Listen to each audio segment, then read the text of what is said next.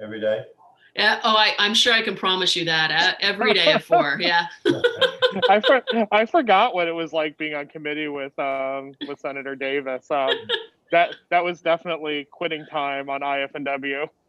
You showed up on time too, didn't they? Huh? Yeah. We got our work done early. You betcha. So we're waiting for a few people to join in, but we also are now streaming live, just so everybody knows. So welcome to the world out there, and as people log on. Sure.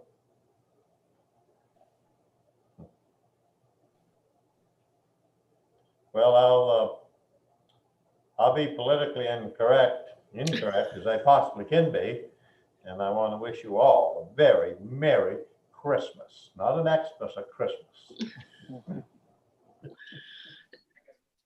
Thank you, and happy Hanukkah to those on our call that celebrate that. Well, yeah. Madam Chair Breen, how are you? Very well. Yeah, Merry Christmas to you too. Thank you so much. Welcome. Looks like people are getting admitted. Is that Jessica in the witness protection program? Yes. Hello, Representative Fecto. Thank you, Representative Corey. I was just printing something off. You had all the light behind you and you couldn't. My office / kitchen / floral studio. Hello, everybody. Hello. Hi, Patty. So I'm still waiting for Representative Cardone, Representative Martin. Is John Martin here? Yeah, he's in the State House with me. But he's not on the Zoom. He's not on the Zoom yet, though. It looks like he's working on it. You working on getting on the Zoom, John? Yeah. He is. Okay. Corey, Fecto, Arata, Millet, Davis, Bailey, Purse. Here comes Representative Cardone. Representative Cloutier. Cloutier's here. There she is. Well, here I am. She's got a nice looking office. yeah. Yeah, you can't really see much of it. That's it's the like nice a disaster from here down.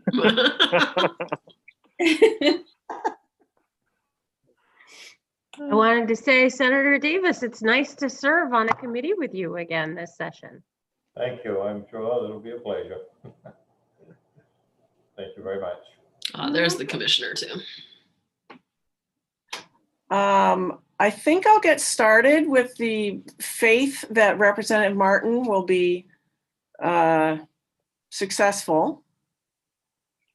And I think we'll just start with introductions and then I'll make a few opening remarks about our process today, and then I'll turn it over to Commissioner Figueroa. So, Representative Hymanson, would you like to start with your introduction, please? Sure. I am Representative Patty Hymanson. I represent House District 4, which is parts of York, Wells, Sanford, and all of Ogunquit. Representative Corey. Hi, I'm Patrick Corey. I represent House District 25, which is part of Windham. Representative Cardone. I'm Barbara Cardone. I represent House District 127, which is part of Bangor. Representative Fecto. Good afternoon. I'm Representative Justin Fecto of Augusta, House District 86. Thank you. Representative Fay. Hi, I'm Representative Jessica Fay. I represent parts of the towns of Raymond, Poland, and Casco, House District 66. Representative Arata. You're on mute, Representative. Representative Arata, we can't hear you because you're on mute. Thank you. Well, I was using the space bar like my son taught me to unmute myself. I guess it didn't work. But anyway, I'm Representative Amy Arata, and I represent District 65, which includes New Gloucester and part of Poland. Thank you. Representative Cloutier. Hi, I am Kristen Cloutier, and I represent House District 60, which is part of Lewiston. Representative Millet. I am Soen Millet. I represent House District 71, towns of Norway, Sweden, Waterford, and West Paris. Do we have Representative Martin yet? No. Okay, so Senator Davis? Yes, good afternoon. My name is Paul Davis. I represent Senate District 4, which is all of Piscataqua County and parts of Somerset and Penobscot. Senator Bailey. Good afternoon, everyone. I am Senator Donna Bailey. I represent Senate District 31, which includes the city of Saco, the towns of Old Orchard Beach, Hollis, Leamington, and part of Buxton. Thank you. And my co-chair, Representative Peirce. Thank you, Madam Chair. I'm Teresa Peirce. I represent House District 44, which is the majority of Falmouth, and I'm delighted to be the House Chair of this committee. Thank you. I'm State Senator Kathy Breen. I represent 6.5 communities in Cumberland County. And I want to introduce also our wonderful staff from OFPR. We have Maureen Dawson, our analyst, joining us. We've got at least two clerks joining us, Mandy Shorey and Marianne McMaster. And they are playing the role of traffic directors as they do typically in the room. So, and we have Chris Nolan from OFPR, we have Mike Russo, Luke Lazur, and we have several members of the DAS department. I'll let the commissioner introduce them. And before I introduce our first person, Commissioner Figueroa, I just want to welcome everybody to this. This is the very first committee meeting of the 130th legislature. And I would call us the beta group because as many folks watching know, during the summer and fall, we had a hybrid model of meeting. That is no longer the case. We are now meeting only remotely. That means that there is no meeting going on in the appropriations room. There are folks from the committee who are using that room to sit with their computers and log in. But this is different from what we did over the summer, where we had a meeting taking place in the appropriations room. And some people were in the room for the meeting and some people were remote. This is 100% remote. And this is new for the 130th legislature. And of course, for the rest of the universe, they've been doing this for 9 months, whether it's our school kids, our healthcare providers, our companies, our every other entity in the state of Maine has made this adjustment, but the legislature is doing it right now during these first few weeks. So with that said, I will assure everybody here that our intent and our goal to conduct our business in the very most transparent and accessible way ever. Senator Davis, would you mind muting your microphone, please, so we don't hear your background noise? Thank you so much. So can you push that again, Senator? There we go. He's on mute. Thank you. So as you can see, we are new to this in a way that many other Mainers are not. And so we are getting our feet wet, and we will probably make some mistakes, but please understand that we are in transition to a different format. And as I said, our intent is to make our meetings as accessible, public, interactive, and effective as ever before, and maybe even more, given that this COVID-19 situation actually affords us some new possibilities that the legislature has never taken advantage of before. So I will be co-hosting the meeting. Some folks in OFPR are co-hosting. I just want to check in with the committee to see if you have any questions about those remarks and our sort of format of the day before we start. Looks like Representative Fay has her hand up. Thank you, Madam Chair. Just sort of a logistical question. If we have questions, what is the best way to flag the chair? Is it by using our little raise hand thing over in the participants list, or should we just, what would you prefer? Do you think would be the most efficient? And then when would you like us during these presentations today to ask questions as we're going on, or would you like us to wait till the end? Thanks.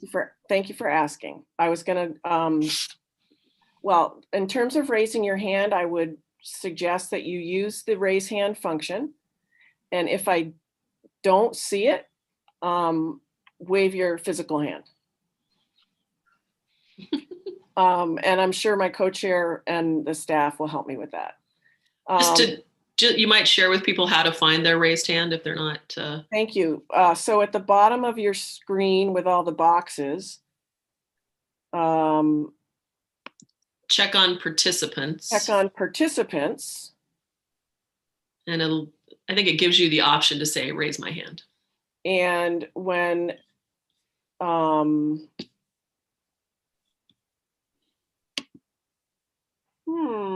maybe not.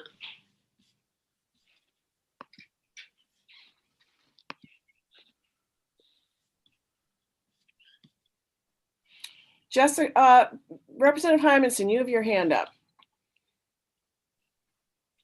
How did you raise? Tell us how to raise our hands. Yeah, so the participants at the very bottom of the list, you'll see three boxes to click on: invite, mute me, and raise hand.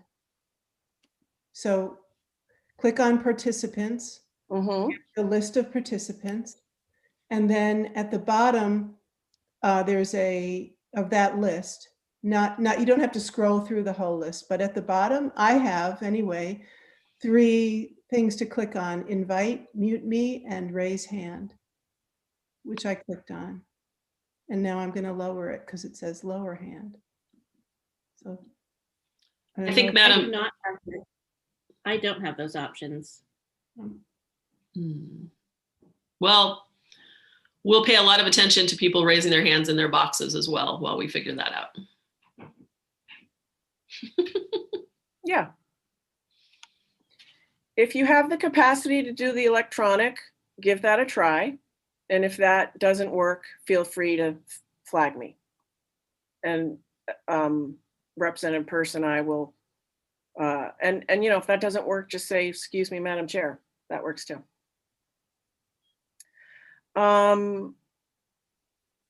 The second part of Representative Fay's question was about when we'll be taking questions. We're going to have Commissioner Figueroa give some opening remarks about her department and how it works with the legislature. And then we'll take questions.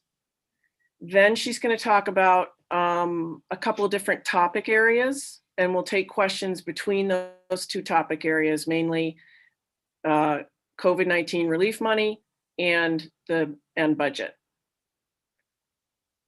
So after she finishes remarks about her department, we can take questions. After the COVID relief money discussion, we'll take questions. After the budget presentation information, we'll take questions. At 2:30, we have a firm transition over to the ERC chairs because that's when they are available.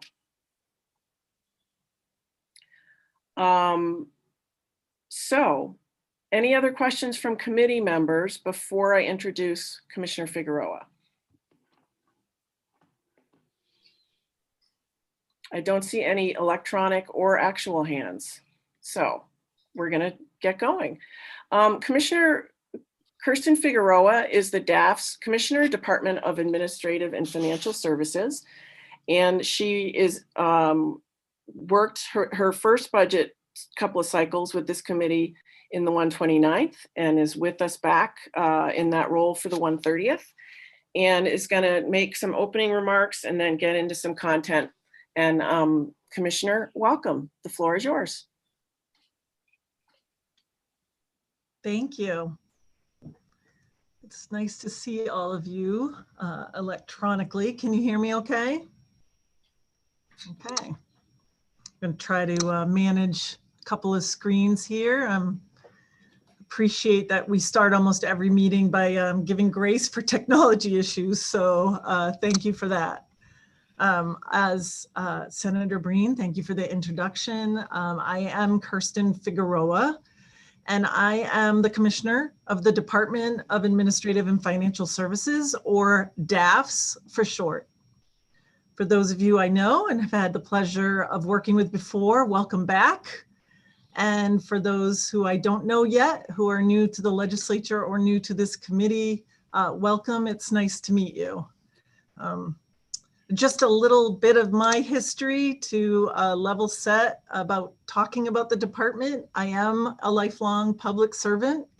My professional history includes broad Maine government experience in and out of DAFS, including DAFS, the director of the first Financial and Administrative Human Resource Service Center, a chief financial officer for Governor Baldacci's Dirigo Health Care Initiative. I've been the Deputy Commissioner of Finance for Maine's Department of Health and Human Services. I have been the Finance Director for our Office of Information Technology. Most recently, before having the privilege of becoming the Commissioner of the Department, I was the Administrative Services Division Chief for the Office of the Attorney General. I have popped in and out of state service 2 times in the past 30 years. To serve as Chief Financial Officer and Housing Director for 2 nonprofits that are dedicated to low-income housing. I will say and will continue to say, although even while reaching levels of exhaustion that none of us knew we had the capacity to reach, have never done anything so amazing in all of my life as being able to be the lead of this department. I would like to spend a little bit of time acclimating you to the department, because we do have a lot of things to talk about with this committee and other committees, and I think it might help as we go through, especially as we go through the budget. So the Department of Administrative and Financial Services is a proactive, innovative service organization that has a broad range of responsibilities serving the executive, legislative, and judicial branches, all state agencies, and the public. We support, maintain, and care for the infrastructure of state government, its fiscal, human, technology, and capital resources. We lead and act in an environment of open door, open mind, and open heart.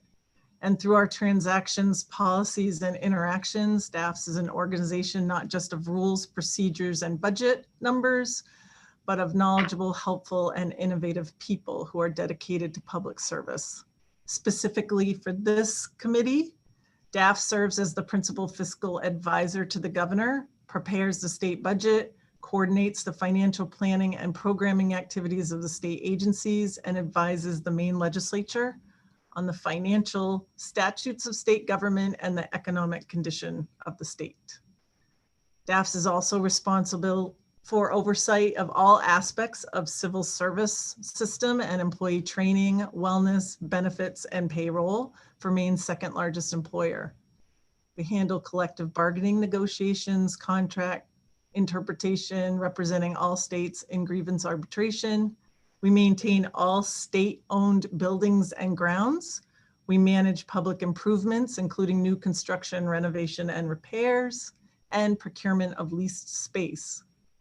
We also provide numerous internal services for state agencies, including the oversight of financial controls, procedures and transactions, operation of the computer network system, delivery of information technology services, coordination of postal services, administration of risk management, self-insurance, internal audit, and management of purchases and surplus inventory.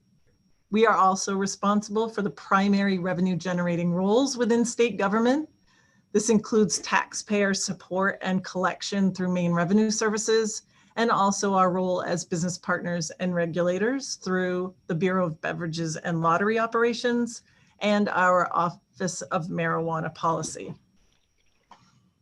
And we did all that before this once in a lifetime, I hope, pandemic, which saw us deploying the vast majority of state employees to emergency telework, a giant undertaking for HR and Maine IT, ensuring nonstop continuation of state government during a time when so many Maine citizens are relying on our services.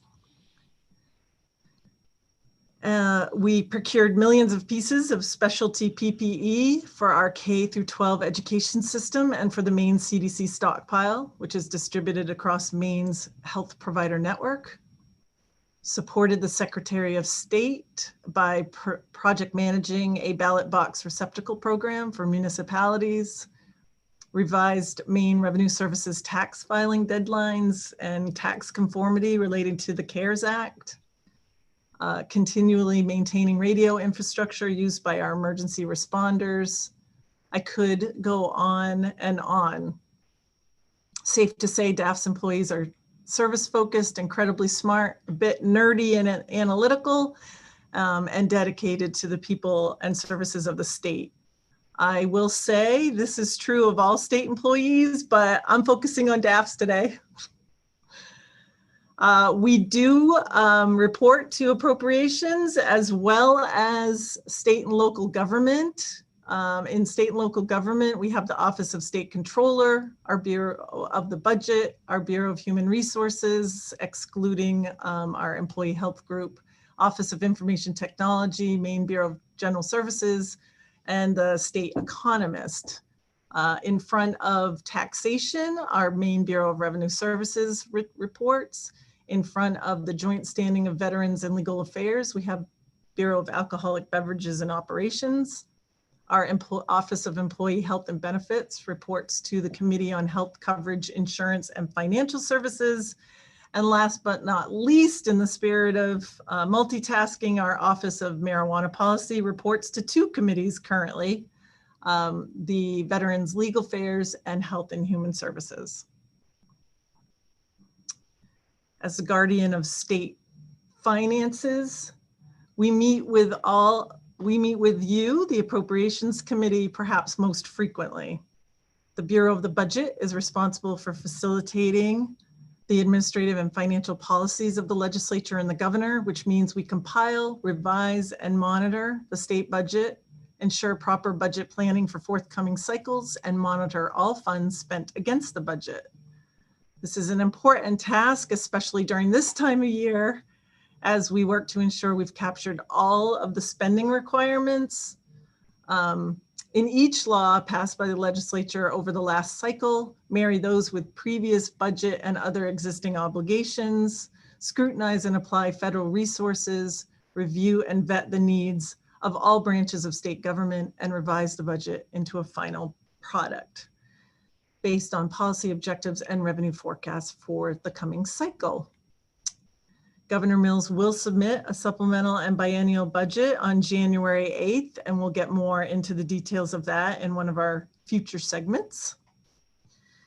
Other items we'll discuss with this committee are overviews of the state financial position. This may come in the form of our monthly revenue reports or updates that you may have.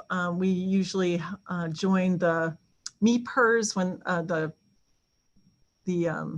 retirement system when they come to report in front of the committee. Any other special projects, which would right now include the $1.25 billion of coronavirus relief funds, as well as other CARES Act reporting, and other financial pieces that we monitor to show liquidity, transparency, and effectiveness. We also appear during discussions of the state audit. In addition to me, you'll often hear testimony from Dr. Michael Allen. Mike is our Associate Commissioner of Tax Policy. You will hear from Amanda Rector, who is our state economist, who also is from our office, who we always rely on and have been particularly reliant on upon these very trying times. Maine State's Budget Officer, Beth Ashcroft, was formerly the director of the Office of OPEGA, and is an incredible asset to the state's finance and strategic think tank. You will get to know and love Anya Trundy. She is our Director of Strategic Operations, a senior member of my office whose most important responsibility is interacting with the legislature and connecting you to our department and getting answers, discussions, feedback back and forth between you and DAFs. She is currently working on some legislative packets with more details about us and how to connect with us. And of course, as we delve into the specifics of the budget, you will hear from all our commissioners and representatives of each department. I'd like to end by saying that I know that Jenny Boyden and my various division chiefs and the rest of our team here look forward to working with you over the coming weeks and months to ensuring our mutual goal of a balanced budget and while protecting Maine people and the various programs within state government. I will stop here for a breath and a drink of water and ask if you have any questions before I move on to the next topic. Thank you very much, Commissioner Figueroa. When times are more normal, the commissioner and Ms. Boyden, various other folks from her department are literally in the room with us. And we always have very, very good and timely communications. Are there any questions from the committee about the DAF's department and any of the remarks that the commissioner just made? Representative Hymanson. Hello. Thank you for that wonderful overview. The monthly revenue reports, when do they come out? What I'm trying to do in my head and on my calendar is make it clear when things come out so that I can look for them, because our emails, I'm trying to figure out how to look for and find emails and when they should be showing up. Sure. Our monthly revenue reports are usually done by the third week of the following month. So we will have, right now, we are working to finalize the report for November. We were this close to getting it done for today, but I didn't quite meet that goal. Do you have another question, Representative Hymanson? No. Okay. Lower my hand. Great. Any other questions for Commissioner Figueroa on this portion? I don't see any. Okay. So we will move on. All right. Well, I will now move on to the status of CARES Act funding and uses, including the Coronavirus Relief Fund, which I will refer to as CRF. This is where now we start the magic of sharing screens and popping in and out of various things. I think I've closed everything so you don't accidentally see my grocery shopping list. So in the future, our committee clerks will have this stuff in advance and we'll be able to share screens through our office, but we're not quite there yet. So thank you, Commissioner, for making your screen our screen for the moment. Okay, I won't do that too much because I think you have the pieces of paper in front of you, but I will kind of pop into them just to orient us all. Yes, and Maureen sent them in our email as well. So various ways to get that stuff. Okay. So in addition to the $1,200 individual stimulus checks that were sent to us, Congress has sent over $7.4 billion in federal COVID-19 support to Maine, its workers, families, healthcare and education systems, and businesses. That would be, dun, dun, dun. Uh-oh, now I've lost you. I have to share first. All right, I'm going in. that is this spreadsheet. Oh, here it comes. Do you see one that has like green highlights on it? Yes, got Okay, it. perfect. So hopefully you all have a copy of this. And what we have tried to do is show each of the grants. And then the column says direct to others, means that those funds flow directly versus coming through state government. The total is approximately, as I said, 7.6 billion, with roughly 4.5 billion flowing directly and 2.8 coming through state government, including, so I will do a little bit of specific. I'm going to stop share now that you all know what document I'm talking about. Funds have improved access to Medicaid, offered extensive pass-through support for paycheck protection programs, safely reopened Maine's public education system, enhanced childcare resources, offered direct grants to Maine small businesses. Some of this is for PPE and other efforts that I will detail a little bit more as I go through a couple of other of those spreadsheets.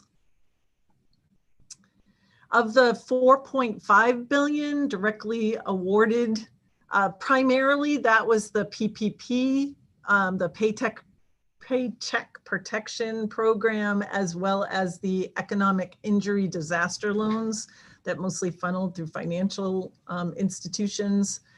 It includes some payments that went direct to our provider, healthcare provider network, as well as our higher. Commissioner, excuse me, I'm sorry to interrupt you, but Senator Breen, I'm not finding that the document that she was referring to, exactly where is it in our email? I can't read it on the screen from screen sharing, but I wanted to have it in front of me as we're going forward. Sure. So in your materials from Maureen Dawson. Okay, we got more than one email from her. Do you know which one it would be in the first one that should have come not today, yesterday.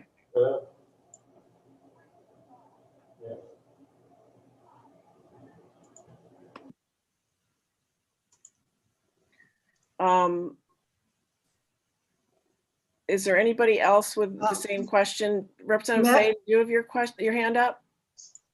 So Madam Chair? Yes, Maureen.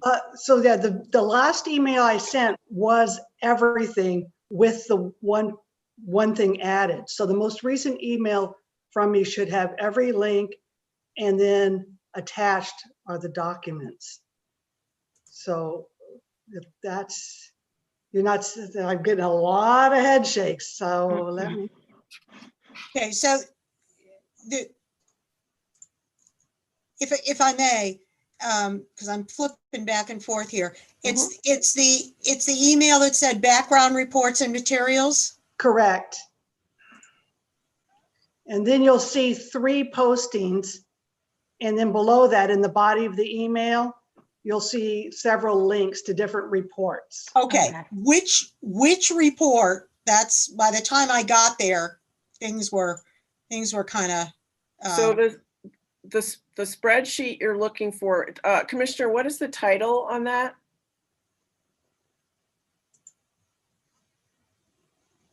Well, we call it Federal COVID-19 Relief Funds. Maureen, do you think, is that what you've labeled it as? Are you looking for the pie chart? No, the one that has the 7.6 billion on it. With the green highlights on the float on the spreadsheet. Is that the second bullet, the federal COVID-19 assistance page of the Bureau of the Budget website link? Yes, that would be the one. Okay. All right, I've got it. Thank you. Sorry about that. No, I appreciate that, Representative Cardone. Thank you. Representative Fay?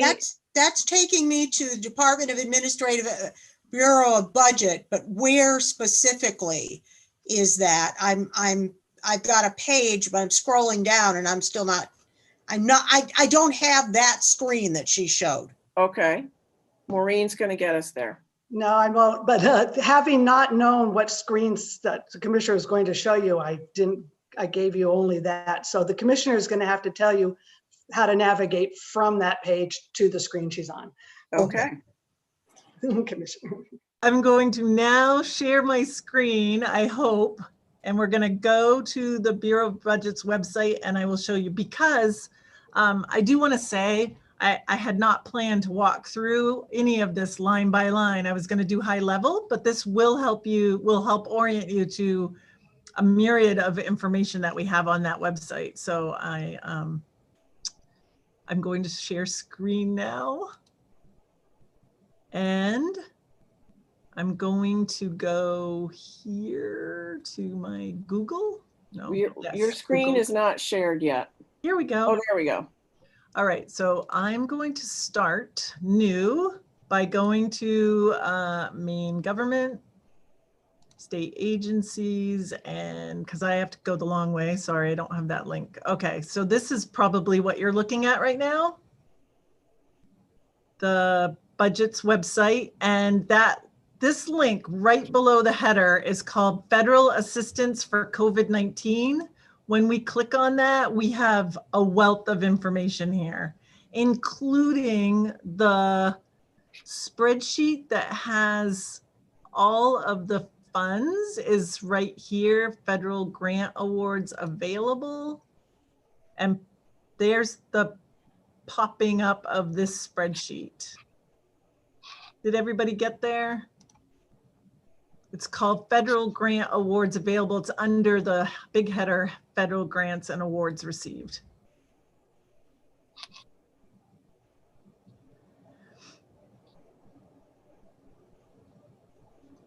And so that is the detail of the 7.6.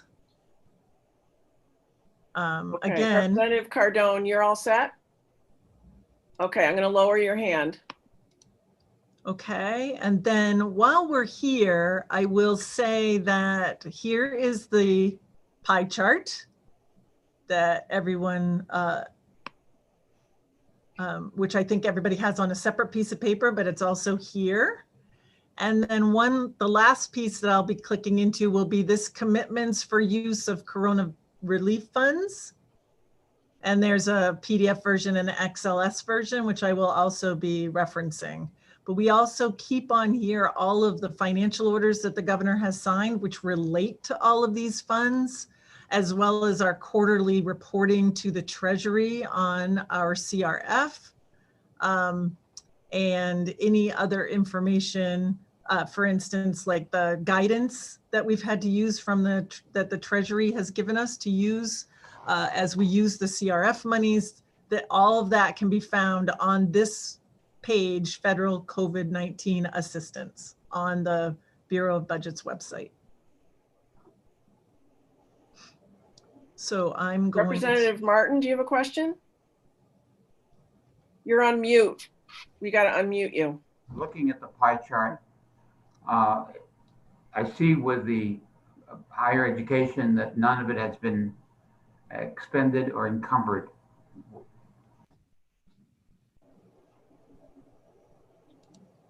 Okay, yes, jumping ahead, I will, yes, I will answer Well, that. hang on, Commissioner, if you're not at the pie chart yet, then we can hold the question until we get to the pie chart. Yep, I will, I'm just gonna write down, but I will answer that question.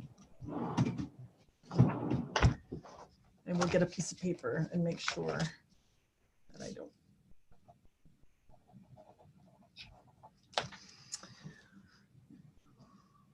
Okay, so of the 2.8 billion that has passed through state government, some of that has gone through grants to fisheries. There's a large testing environmental lab grant through the CDC.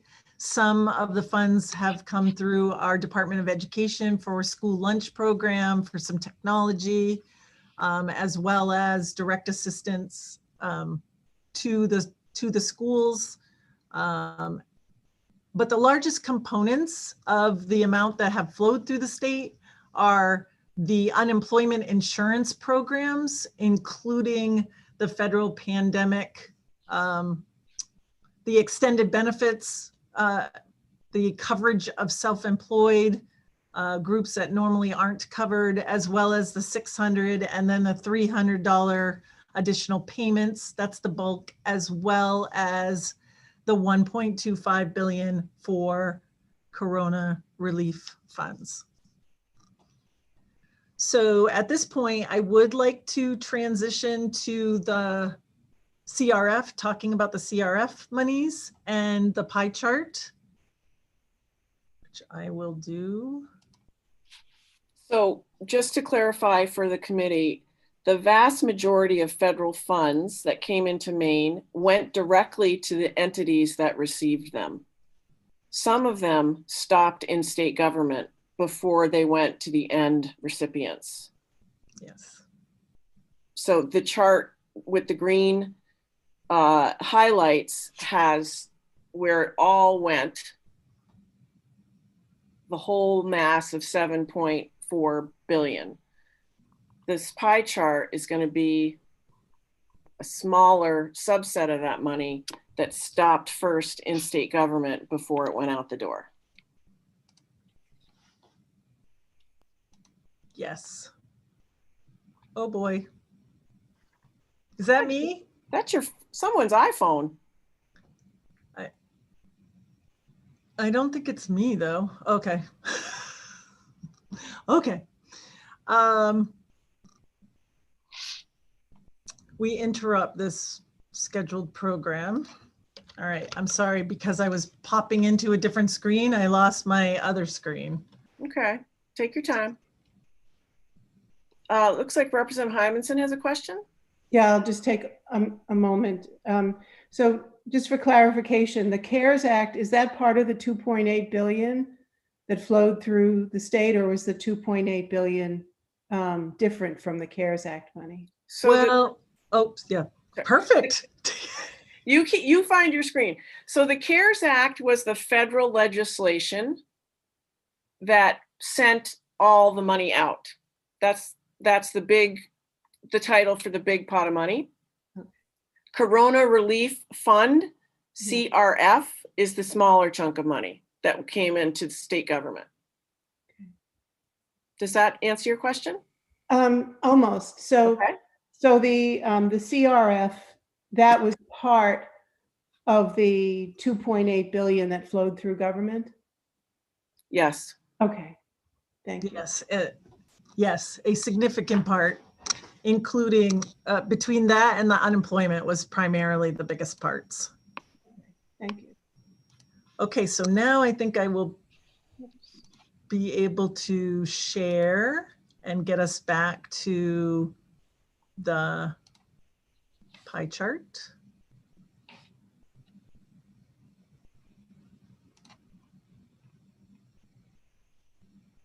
Okay, so this chart and the grid below it are meant to show high level how the funds have been, how the CRF funds of 1.25 billion have been committed. And I do want to start by saying that all of the 1.25 billion has been committed now by the governor over the course of the past 8 months. And I'll start just by talking about the business community. The 45% is our largest segment. That is about 560 million. It includes $295 million deposit to the Unemployment Trust Fund and more than 240 million direct to business grants for small businesses, self-employed, healthcare entities, and agriculture processing. The next largest component is our K through 12, which is 364 million. This was to ensure continued education, either in person or remote, in safe environments for our kiddos. Funds include PPE, building space improvements, technology, staffing, nursing, the list goes on and on for those efforts. I will note here that approximately $9 million has gone to the higher eds. Those are for their testing costs and PPE. The reason that it shows, I will say that the total expended or encumbered column is meant to show when funds have actually gone out. And right now we're in the process of doing those financial orders for the higher eds. So that's the only reason that it's not showing up. Those are expenditures. That $8.9 million has already been spent by the higher eds. It's just a matter of showing when it actually goes through our process, all the way through our process. The next component is the next component is the state government, 15% or 187 million. This is primarily payroll for our public safety, corrections, and public health workers, which are an allowable expense of the CRF. This also includes some PPE, technology, as well as some testing, public service announcements, and community supports through our Department of Health and Human Services. Our citizen support is through rent relief, as well as a one-time $600 payment per displaced worker for those workers whose extended unemployment insurance benefits expire on or around Christmas. Other items would include the municipal Keep Me Healthy program that we ran through the summer and fall with our municipality partners, PPE for the CDC stockpile, as well as match funds that we've set aside for eligible FEMA expenses. You might have a question on that one because we've set aside approximately $35 million and to date have expended approximately $2 million. That really, first of all, we still have some entities that are looking to submit their applications to FEMA. What this $35 million was meant to represent was the 25% share. When there is a disaster declared, FEMA has a program whereby expenses can be submitted. FEMA will pay 75%. Normally the entity submitting pays 10%, and state government pays the remaining 15%. This is for eligible for those that are eligible to apply for those funds. We set aside some of our CRF funds so that we could cover the entire 25%, the 10% of the entity, as well as the 15% state share. Some of the rules around allowable FEMA expenses have fluctuated between March and now. And so possibly some of the things that municipalities or others might have been able to submit are no longer eligible. So we're still working out this category. I will try to just make a casual switch to this spreadsheet. That is the spreadsheet that, woo! All right. That is the spreadsheet I pointed out, which was the Corona Relief Fund's commitments that has a PDF as well as a Excel link on the budgets page. This basically, it is a more detailed summary of the higher levels I just talked about. For instance, the first line is the 295 million to the unemployment trust fund that we talked about. But it does a little bit more segregating of the specific expenses, but by the higher level category to the left, a little bit more descriptive in the middle, and the funds committed and where we are with actual commitments. It also includes the financial orders that have been signed that correspond to these expenditures. Again, we've committed the 1.25, expended nearly $972 million or encumbered or expended to date. So that is the detail of that. I'm going to stop. I'm going to say that federal relief funds as of this minute expire. The CRF funds expire on 12/30 of this year. There has been some discussion about that at the federal level, but nothing has happened. And honestly, with however many days that is, what's today? 13 days remaining. We're pretty much headed, we're still aiming for the 12/30 goal because that's the only choice that we have right now. Like in all states across the nation, we do recognize the significant impact that these federal funds have had on our state and the way that they have done exactly what they were meant to do between the CARES Act funding and in particular unemployment benefits, CRF funds. We are in a storm. They definitely helped the ship stay balanced during the storm. So absent continued activity from the federal government, we will definitely see that impact. We're hoping that they will do something within the next couple of days. So I think that was a lot of bouncing around on the screen and a lot of information. So I think I would also say that we have done a press release or some kind of notification on nearly every single expenditure out of that CRF monies. They're all on, those links can all be found on the governor's website page, as well as we just recently did an overall release talking about the 1.25 being fully committed. So there are lots of details out there in different pieces of paper should you want or need them, and we can give that link. Thank you, Commissioner. Before I turn it over to questions, I just want to let everybody know that obviously this is a lot of information for everybody to take in. You all have time to look it over, and we can also delve more deeply into it when we have caucus meetings. So, you know, don't expect yourself to digest and fully understand everything that's coming in front of you today. Some of us have been hearing about this and working on this, you know, for a long time. So I think I'll just stop there. Representative Hymanson has a question. Yeah, by the end of this month, what does spent mean? Okay, that is a good question. Every federal grant has a closeout period.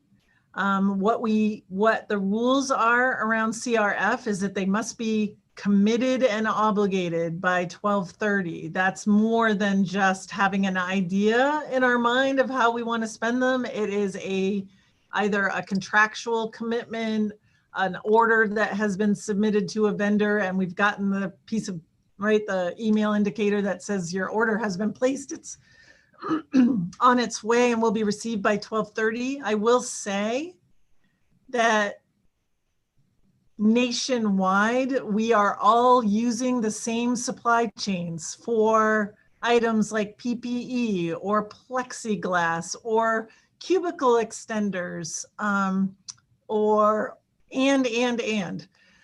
schools are using the same supply chains for filters for their air and their HVAC systems. So there is some ability for that date to move a little bit, provided that the obligation, the PO, the DO, whatever the thing was, is done and committed to by 12/30. So, and like I said, there is always a closeout period that allows for adjustments that need to be made. And just as an editorial, you know, both the administration and legislative leadership made several written requests to the Treasury Department through our federal delegation, advocated with the federal delegation to have some flexibility with that date for some of the very reasons that the commissioner just mentioned about supply chain issues, and especially looking at the entire school year. But so there were many attempts, multiple attempts to get some flexibility on that deadline, and we didn't meet with any success. So that deadline is still in place. Yes. In particular, it wouldn't necessarily change how, right? Like I said, we have 13 days. We wouldn't spin on a dime and do something different now. But for instance, with the school systems, I mean, everybody is really like, also in addition to doing the regular work and trying to educate kids during a pandemic and in a unique, like we're experiencing now, remote world, they're also trying to meet this deadline. And so even just getting that deadline relieved would just take some pressure off of not the fact that they're going to do anything different, but that they would have some little extra time to finish it. And I know that we feel the same way here, so. Representative Millet? Yes, thank you, Madam Chair. Just to follow up on the comment the Commissioner just made, and it relates to Representative Hymanson's point earlier, my local school district has spent all of the allotted money for PPEs. They've submitted for reimbursement, so I believe that their dollar amount would be in the encumbered column, but they have not received it yet, and they've had to do a local temporary borrowing bill for cash flow purposes because they have expended the monies, haven't received the monies from the state from their allotment, and aren't sure on when it will be forthcoming. So I wondered if you could put a finer point on the closeout time period, because it could be an issue for local budgets, even though they're on a fiscal year like we are, not knowing when they're going to get the money and having to do temporary borrowing to cover their cash flow. Yes, not an excuse, but I will say that having $1.25 billion flow through a system in addition to what we're normally doing adds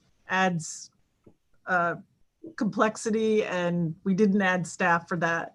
The Department of Education has to review every expenditure to make sure that it's in alignment with the CRF guidelines and the budgets that the schools submitted. And we are definitely behind on that. We have added additional resources from some of our service centers and some of the other places that we can, so that they can help review, so we can get some of those funds moving. It's not the intention that it will take our 90-day closeout process to get payments to the schools. Every single day, the department is making progress on having it flow through. Unfortunately, you could have a stack of paper that has a single item that costs $100,000 to review, as well as 48 items of $35 a piece. All of it needs to be reviewed. The federal government has indicated that the OIG will be coming to states and will be reviewing those expenses. So that was a little bit of the delay. We just didn't realize how much the paper review process would kind of get backed up when all of it was coming in at the same time. But I will tell you that progress has been made, and payments should be out well before the close date of March 31st. Does that answer your question, Representative Millet? It helps. The 90-day issue is something I wasn't aware of. Just to show how, though, and I wasn't trying to blame anybody for the timing of the payment. My board of directors went through a very heated discussion about processing or approving a $4 million cash flow borrowing. And they will need to vote on that at their meeting this coming Monday night. And I can tell them, because I'll be on remote with them, that there is a 90-day period, but who is the best person, Kirsten, to make them comfortable? Is it the Commissioner of Education, that they have the paperwork and the processing will occur before March 31st? Or all they need is a little bit of encouragement or assurance that they're not going to be left out there on the limb? Oh, well, we aren't leaving anybody out on the limb. It's just, no, just like I said, it's just a stack of paper that we are going through, but provided that as I'm not sure everybody knows, you have probably a little bit more insider information, but as the funds were allotted to the various districts, they indicated through a kind of like a grant proposal process what they would spend the funds on. And then it was, they spent the money, submitted the invoices, and now it's a matter of checking that those items line up, and then it's getting the payments through the system. So there's every intention that those funds that have been spent in accordance with how they said they were going to spend and rules that they said that they would spend them in will be funneled out. I meant to get an update on exactly how much. I know a lot of progress has been made just over from last Thursday to this Thursday. And I would expect, because of the added resources that we've kind of pulled from various agencies, that that will tick up. But like I said, although we have a closeout period for this grant, it isn't the intention that it will take us until the end of March to process these payments. They will get processed sooner. And yes, yeah, I there mean, are others, Representative Millett, there are other folks in the queue. Is this related, or is it a new? Just to say, I think I have enough information to help them, and I thank you. Yeah, thank you. And Thank you. Of course, the Commissioner of Education would be happy to speak directly to that district as needed. And probably Maine School Management might have some advice as well. Representative Peirce had a comment, and then Representative Arata. If there's anybody else, let me know. Thank you, Madam Chair.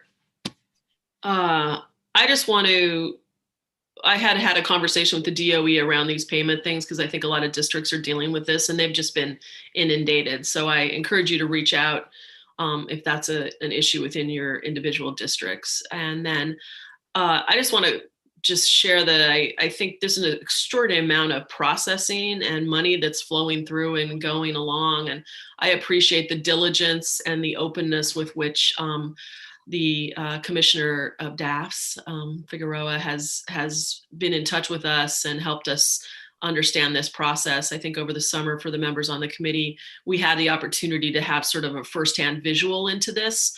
And I think that that's helped. So if you didn't grasp it all today, as Senator Breen said, there's plenty of time to pull it all together. And my hope is there's another package that we'll be involved with as well. So looking forward to that. But I thank you for the information. And I really like the pie charts, because I'm a very visual learner from my days on education. So thank you. Representative Arata. Thank you. With regard to the rent relief fund, it shows that there's 6.2 million left. Does that have to be actually spent by the end of the year, or does that just have to be spent anytime, up till March 31st, or until the money's gone, or what's the rules with that? Right. With all of the funds of CRF, the expenses have to be incurred before 12/30. So that money would be for rents through 12/30. Again, we'll have some time to transfer the funds over after that fact, but the rents will have to be due and incurred by 12/30. Okay. Also, use to prepay rent? Pardon me? Can you prepay rent with that money, Commissioner? Prepay, no. No. I know people have tried. The unemployment fund, is that robust enough to carry on in the future, even if we don't get federal funds? Obviously, there has been a lot of strain put on our unemployment trust fund. Just as a backdrop, and I should have had my little cheat sheet in front of me about this fund, but it's an employer paid fund. Based on employers' pay, there's a number of items that are a part of that, including how many employees, their experience with unemployment, et cetera. And certain businesses will pay into the fund on a per employee basis. Maine, coming into the pandemic, had one of the most healthy I think 11th in the state unemployment trust funds. And obviously this has put in an impact on it. The $295 million infusion was made to, every year the dollar amount is evaluated and determines the amount per employee that businesses will pay the next year. So this amount of infusion allowed for us only to go up one step on that chart. And, but at this particular moment, I believe that the Department of Labor estimates that our fund will be close to depleted in the April to June timeframe, depending on the experience and the level of funding from the federal government. A number of states, I'm not going to say how many because I'm sure that, well, first of all, it's probably changed since the last time I heard, but also I don't want to give the wrong number, but a number of states were not so fortunate to have had their funds be able to get this far and have had to start the process of borrowing from the federal government. Just to say out loud, there is a process for borrowing from the federal government should a state's fund go negative. And then there's payback process, et cetera. I know that this is an ongoing discussion at the federal level because of the impacts to all of the state's individual funds. Does that depletion date does that assume that we continue with the $300 a week bonus, or does that assume we go back to how it was before coronavirus? You know, I think at the time that the estimate was made, the $600 had stopped. Well, the $600 was federal regardless. Mm-hmm. So as is the $300. So that isn't actually coming from our unemployment trust fund. But it is based on, right, it is based on watching the numbers of unemployed and watching what's happening with our state program. And if the federal programs were to stop or not be reinitiated, obviously that would put, in some cases, more pressure on ours. Not in all cases, because of course, not everybody is eligible for unemployment. But, and I will also say that the Department of Labor, this is one of those areas that they spend a great deal of time. As I talked to you in a minute about our budget process, we have learned through this pandemic that we have to look at everything every day and see what's changed and adjust our. So I say that because the last time I heard it was June, April to June, and I can get an update for you on that just to make sure that I'm up to date on it. Well, we'll see what happens at the federal level before I give you an assignment. That's you have enough to do. That's been one of we have like bumper stickers now that say that. Show us what's happening at the federal level, because that's right. All right, thank you. Okay, thank you. Thank you. So I'm just making everybody aware of the time. It's about 1:40, and we have our a next set of folks at 2:30, and there's some very important stuff between now and then. So I think we'll move on from the CARES Act topic and move over to what is next on our agenda, which Maureen, would you mind coming on and reminding me? Oh, I can do that. I'm it. Okay. Next on our agenda is the potential timing of supplemental and biennial budget. Great. Submittals. So in this section, I want to start by mentioning that as we've already said, the governor intends to submit budgets to the legislature on January 8th for both the fiscal year 21 as well as the biennial fiscal year 22 and 23. I do want to spend a little bit of time on our budget process in normal times, and then some of the factors that we've had to consider in these unprecedented times. Normally, we meet with all of our commissioners, representatives from the judicial branch, higher education systems, constitutional offices, several executive directors. They bring their needs to ensure ongoing legislatively authorized responsibilities and requirements to the table. And our budgets almost always represent a fraction of that documented need. Every department is challenged to meet the services, requirements, and reporting that the public and the law demands. And particularly concerning are some of our infrastructure deficiencies, fiscal, human, physical, and technical. So we add in a global pandemic, some economic uncertainty, increasing and fluctuating federal support, information, and guidance, and choosing how to allocate our state resources quickly becomes quite sobering. As I've said, we are currently considering ourselves a ship that is in a storm. We are trying to keep that ship steady as she goes, providing the services that our citizens require and rely on for us, and some of them newly doing so during this pandemic. Now, Dr. Allen and Amanda Rector will go into more specifics. My task is to set the framework of what we've done since March and how we're going to use all of that information for our submission in January.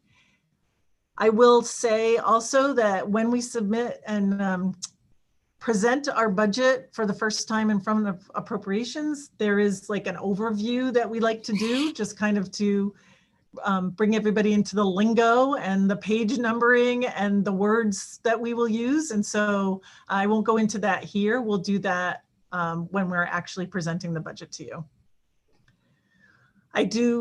We always like to start by saying that in March, the governor and the legislature proposed and enacted a supplemental budget that ignored a March revenue forecasting increase at the time, because we were faced at the exact moment, we were faced with the reality of the pandemic steeping into Maine. That left us with a healthy general fund balance.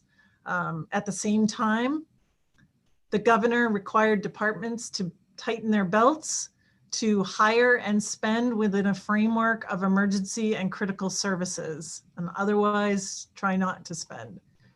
I will say that normally our budget process is that the state agencies have their budgets to the budget office by September 1.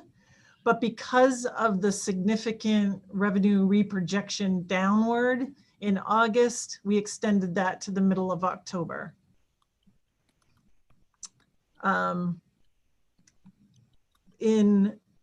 Again, because of August and understanding the impact to our current revenues for our current fiscal year 21, we commenced the curtailment process, which we had to enact because we realized that because of the revenue reprojections, our budget would be out of balance. So there is a process for that.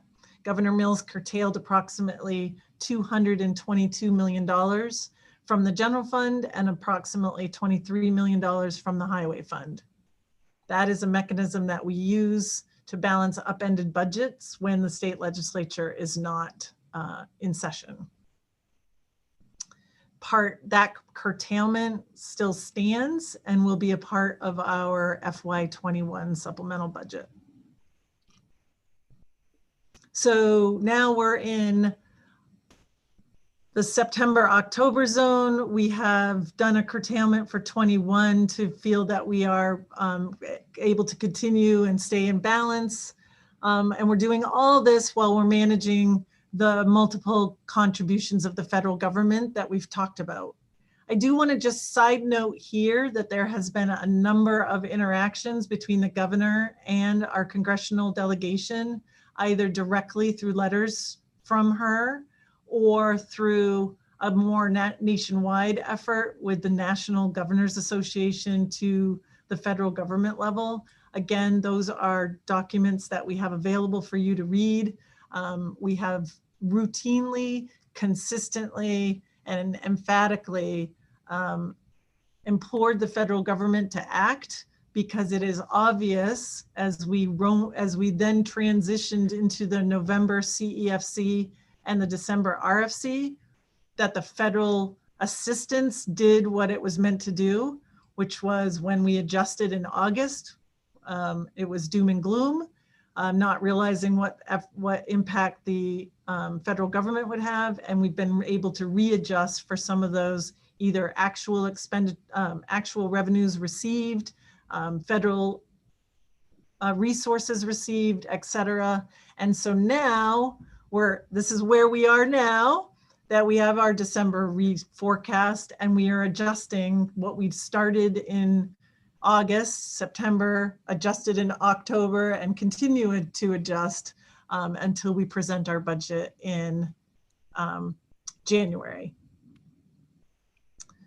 What we have learned and what we know now will continue to be throughout the pandemic is that we watch, we project, we experience, we adjust, we reproject, we watch and rinse, repeat, and rinse, repeat. We will continue to do that right up until January 8th. As I said, we're still waiting right now for the federal government to finalize some of its determinations at that level. But we'll also have another CEFC, another revenue forecasting. We'll have gone through the holiday season. We'll have had discussions with you. And we'll do all of this while we are continuing to manage in a pandemic and continue to do that with our belt tightening, hiring, and spending thoughtfulness. So I will end by saying that we will, amidst managing the pandemic and ensuring the safety of Maine citizens, while balancing the economic fallout, Governor Mills remains committed to a budget that invests in pressing bipartisan priorities, including protecting the health and safety of Maine people, enhancing the economic and workforce development efforts, education opportunities for our children, and bolstering the long-term well-being of our state. Basically focusing on our balance sheets while we focus on the balance between fiscal management and the provisions of our state to our citizens. So hopefully that provides the bigger context. And now I think that our state economist, Amanda, is going to start with the CEFC. And so then, just a little bit of a time check, Commissioner, if I could. Did you just say you're gonna deliver the supplemental and the biennial on January 8th? Yes. Okay. Yes. Thank you. Representative Millets, a quick question. Yeah, just following up on your question. Kirsten mentioned an overview of the committee. I assume that might be done remotely, but assuming the two documents are delivered sometime during the day on the 8th of January, and the media and the public will have them, do you envision a formal briefing, either delivered by the governor or Commissioner Figueroa, or both, sometime prior to the media having access to the documents? And just to follow up that, in the past we've done that by caucus. So I would aim for doing that again by caucus. Certainly, even in a remote world, our intention is to roll out the budget as we have rolled it out before. And we will no doubt be talking to you about how we will make that happen in our remote technical world. Thank you. So we now have we have about 50 minutes, 50, rather than 60, for our wonderful economic forecasting committee and then revenue forecasting committee. So for the sake of the new folks, the economic forecasting committee is a big macro group, and they do their big macro work. And then out of that comes the Revenue Forecasting Commission. And they're the subgroup of the Economic Forecasting Commission. And they're the ones who tell us what kind of revenues to expect and inform our budgeting process. So Amanda Rector on our is on the Economic Forecasting Commission. Yes. And she's our state economist. So between you, Ms. Rector, Dr. Allen, Mr. Nolan, we've got 3 folks teed up for this last period of time to talk about how we determine revenues, how we read revenue into what the work that we do. And the good news is that these folks work full-time in state government. So if we don't get them today, they're always available to us.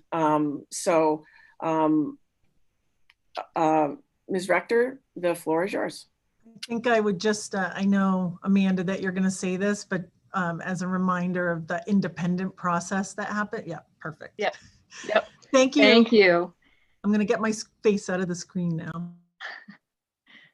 All right. Good afternoon, everyone. I am Amanda Rector. I am the state economist. I am going to very quickly pull up a slide presentation here while I am talking so that I can walk through some of this. I find it's easier, certainly for me, to look at things rather than just take them in. I'm a visual person too. So just to give you a quick background on myself, I'm a part of the Department of Administrative and Financial Services. I have been with the state since 2004, and I've been state economist for closing in on a decade now, which seems just incredible to me. So I'm going to give you a little bit of an overview of the commission, the Consensus Economic Forecasting Commission, and their process, and then talk a little bit about their most recent forecast. As Senator Breen said, I'm always happy to come in and give you more detail. So I'm going to go pretty quickly here, just with an eye on the time. So if there's something that you feel that you have not really gotten enough detail on, we can always come back and give you more detail further on down the line. So to give you a sense of what the commission is, the Consensus Economic Forecasting Commission is a commission made up of 5 independent economists and forecasters and analysts who are appointed. 2 are appointed by the governor. 1 is recommended by the Senate president for appointment by the governor, and 1 is recommended by the Speaker of the House for appointment by the governor. And then those 4 actually appoint the 5th member of the commission. I provide staff support for the Consensus Economic Forecasting Commission. I'm not actually a member of it. I'm a member of the Revenue Forecasting Committee. And then Maine Revenue Services and Maine Department of Labor also provide some staff support for the commission. You can see the current membership here. It's a pretty good group of folks. I think that we have an excellent representation on the commission, particularly given some of their expertise and the particular situation that we have found ourselves in recently. So the commission, the CEFC, is how you will often hear it referred to. The CEFC meets at least 3 times a year. There are 2 statutory forecast report dates, November 1st every year. And then depending on whether it's an even numbered year or an odd numbered year, it's either a February 1st or an April 1st report. So the next scheduled report, they've just issued their November 1st report. The next scheduled report is April 1st. There is an additional meeting usually each year in the fall that's held jointly with the Revenue Forecasting Committee. It gives the 2 groups a chance to get together to discuss process improvements, items of mutual interest, ways to improve the forecasts. The official economic forecast that is the product of this commission is used as an input for the revenue models for the Revenue Forecasting Committee. And those statutory deadlines are 1 month after the CEFC. So this year, this calendar year, the CEFC produced its statutory forecast on February 1st. Very quickly realized that that was not going to be an accurate forecast. So they met for an off-cycle update with a July 1 update. So the CEFC has the ability to call itself in at any point in time if they see that things are changing rapidly and their forecast or their assumptions are not holding up. Either the chair can call the commission back in, or any 3 members of the commission can call the commission back in. So they produced a July 1 update and then another of the statutory forecasts on November 1st. I want to talk a little bit about the key assumptions that are in their November 1st forecast, because I think these are really, really important in terms of understanding what they're seeing in the economy. And it also gives you a sense. They met in late October. That was not that long ago, and some things are already starting to change. We know a little bit more about some of these. It gives you a sense of how quickly things have been moving recently. A lot of these assumptions are the same or very similar to the assumptions that they had in their July forecast. Some of them have shifted. Of course, there was new sort of real information that came out in the two. And I'll talk a little bit about the changes that they made at the end here.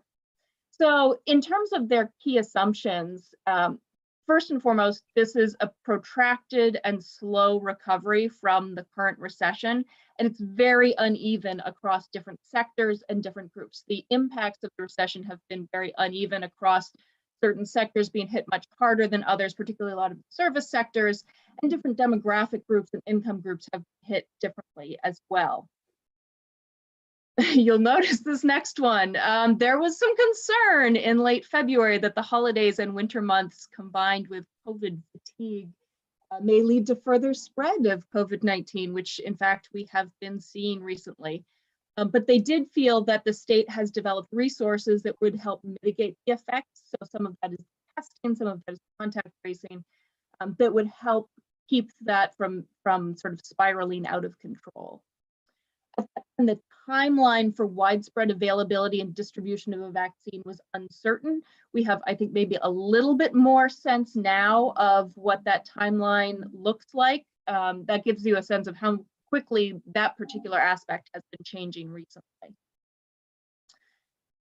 One of their really, really critical assumptions is around federal stimulus. And their assumption in the November 1st forecast is that further federal stimulus would likely come in 2021, specifically early 2021, probably sometime in the first quarter of the year. And that would include support for state and local governments, unemployed workers, and lower income households. They did not assign a particular dollar value to what they thought that federal stimulus would be, but they did think that it was likely to address those particular areas needing support. They also called out, remember, this was late October that they were making this in a November 1st forecast, so there was additional uncertainty in that forecast related to the 2020 presidential election and subsequent policy actions, as well as some recent federal inflation target changes. That's kind of technical, I won't get into that now. In terms of the long-term structural changes that we're likely to see, the labor market is facing this skills mismatch, and that has been a trend for a little while now. It's been sort of exacerbated. There are some indications in some of the labor data that the skills that workers who are unemployed have aren't quite the same skills that current job openings are for. Some of that is related to the occupations and industries that they were working in not being the ones that are currently growing. Additionally, challenges related to the availability of childcare and K-12 education, particularly in-person school and childcare, were seen as major factors in returning labor force participation rates to normal levels. The Commission is optimistic that there's an opportunity for Maine to see some increased in-migration in the coming years as telework and remote work become part of the new normal, and people are looking for less densely populated places to live. Certainly, we have seen some indications that might already be taking place with some of the real estate sales that have been going on. However, this does have some implications on the commercial real estate front, particularly for office space. If all of us are working from home, that leaves an awful lot of empty offices in various places around the state.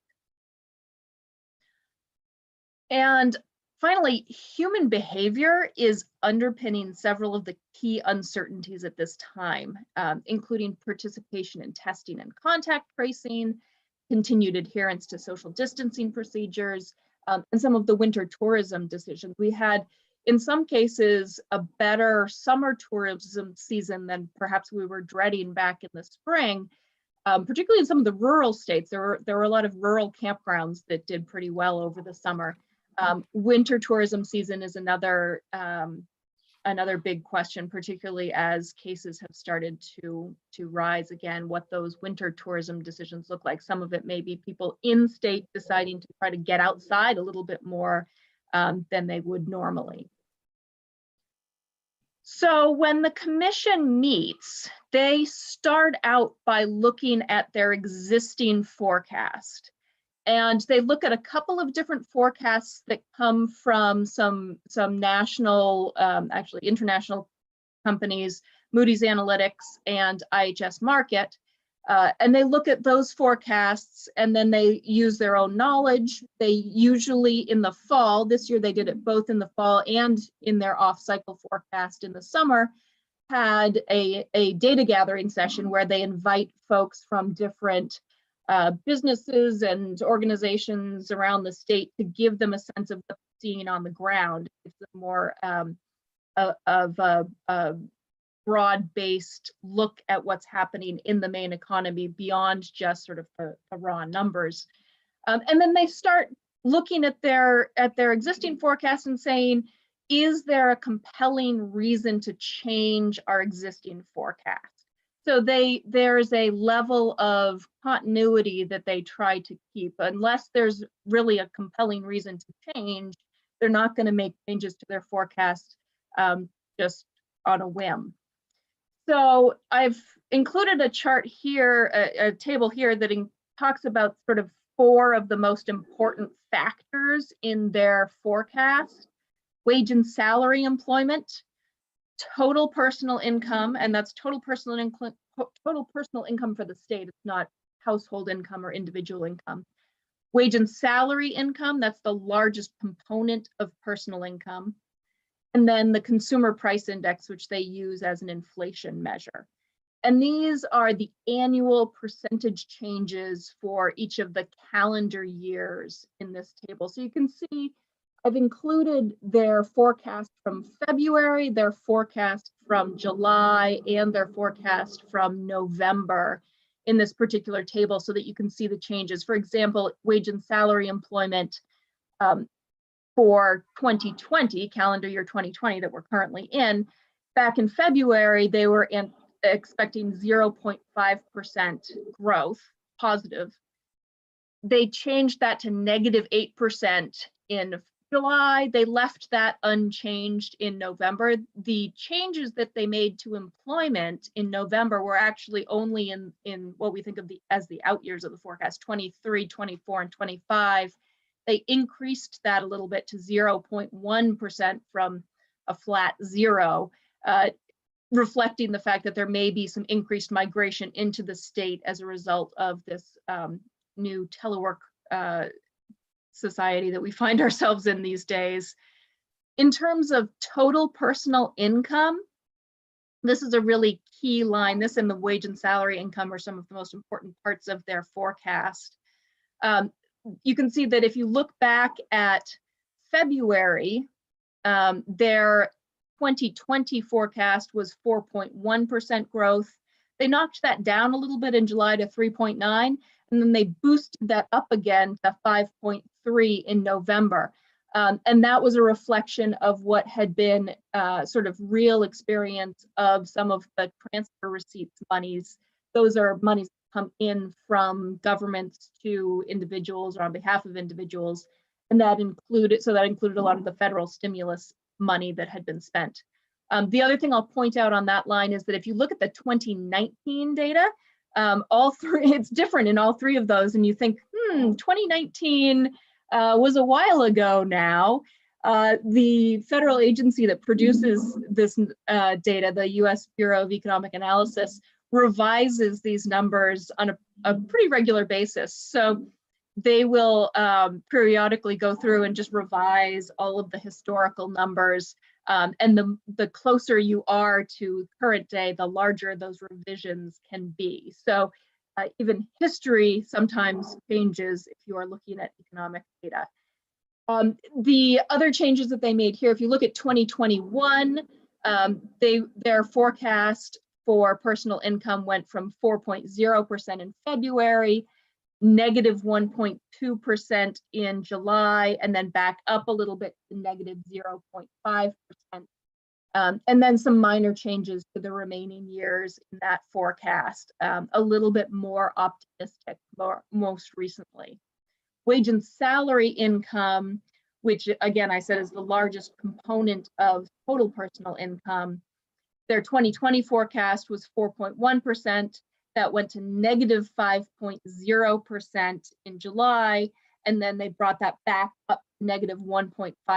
One of the things that we've been seeing is that there's sort of a K-shaped recovery going on where higher wage and salary individuals have been doing better overall than lower income. And so the fact that high and middle income employment and jobs have been recovering faster than some of the low income means that overall wage and salary income has been recovering a little bit faster. And so that is reflected. Their November forecast was up a little bit more.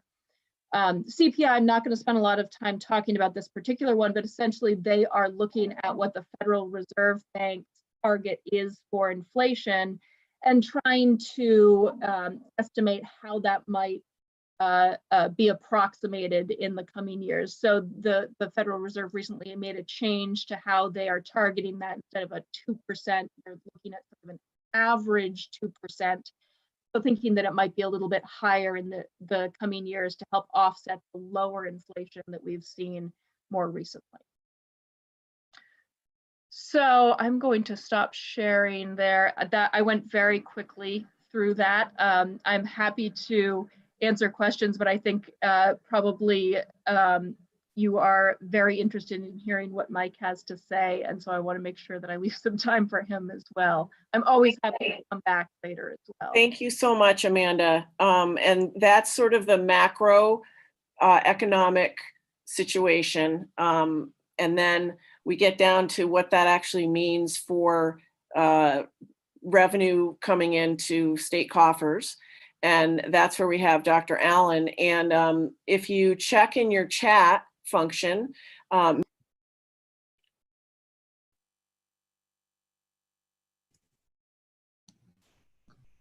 You're muted. Kathy, you're muted. But in your chat, you should see a link. Yeah.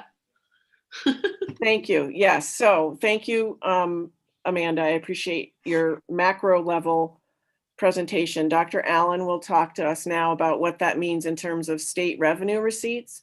And in your chat, there's a link from Mandy that will get you to all of Dr. Allen's slides. See, we're getting better already. Representative Hymanson, you have a question? Yeah, is there date? Oh, you went back on mute.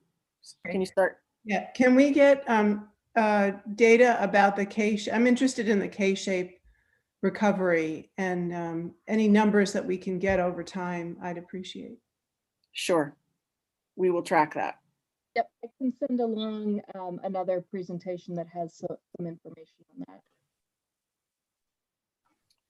that. Okay. Let me see, there's one more message. Oh yeah, so Mandy also just posted the revenue forecasting presentation is now the last thing that should be in your chat. So you can click on that link.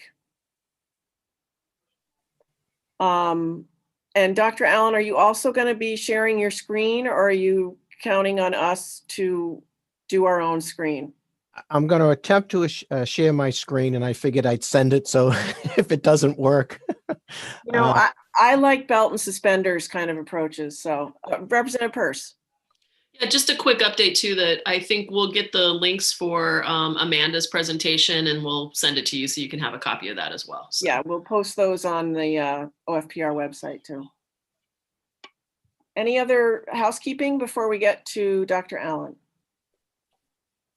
Okay, Dr. Allen, the floor is yours, and we have a hard stop at 2:30. So, don't forget, Chris Nolan, we get plenty of all the time.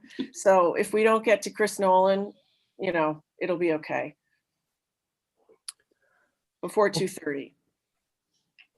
Great. Thank you. Well, good afternoon. Can everybody see that? What I have up? Great. Okay, so Amanda has done a great job of setting up this presentation, and I'm going to try to go through it quickly so you can get Chris on and get to your 2:30 meeting on time. So Amanda mentioned the Consensus Economic Forecasting Commission is the first step in the revenue forecasting process. The Revenue Forecasting Committee meets a month later after the CEFC. We have a 1 month later reporting date. So we typically meet every November to produce a December 1st revenue forecast. And then in odd numbered years, we meet at the end of April to produce a May 1st report. So it's to coincides with the legislature's long session.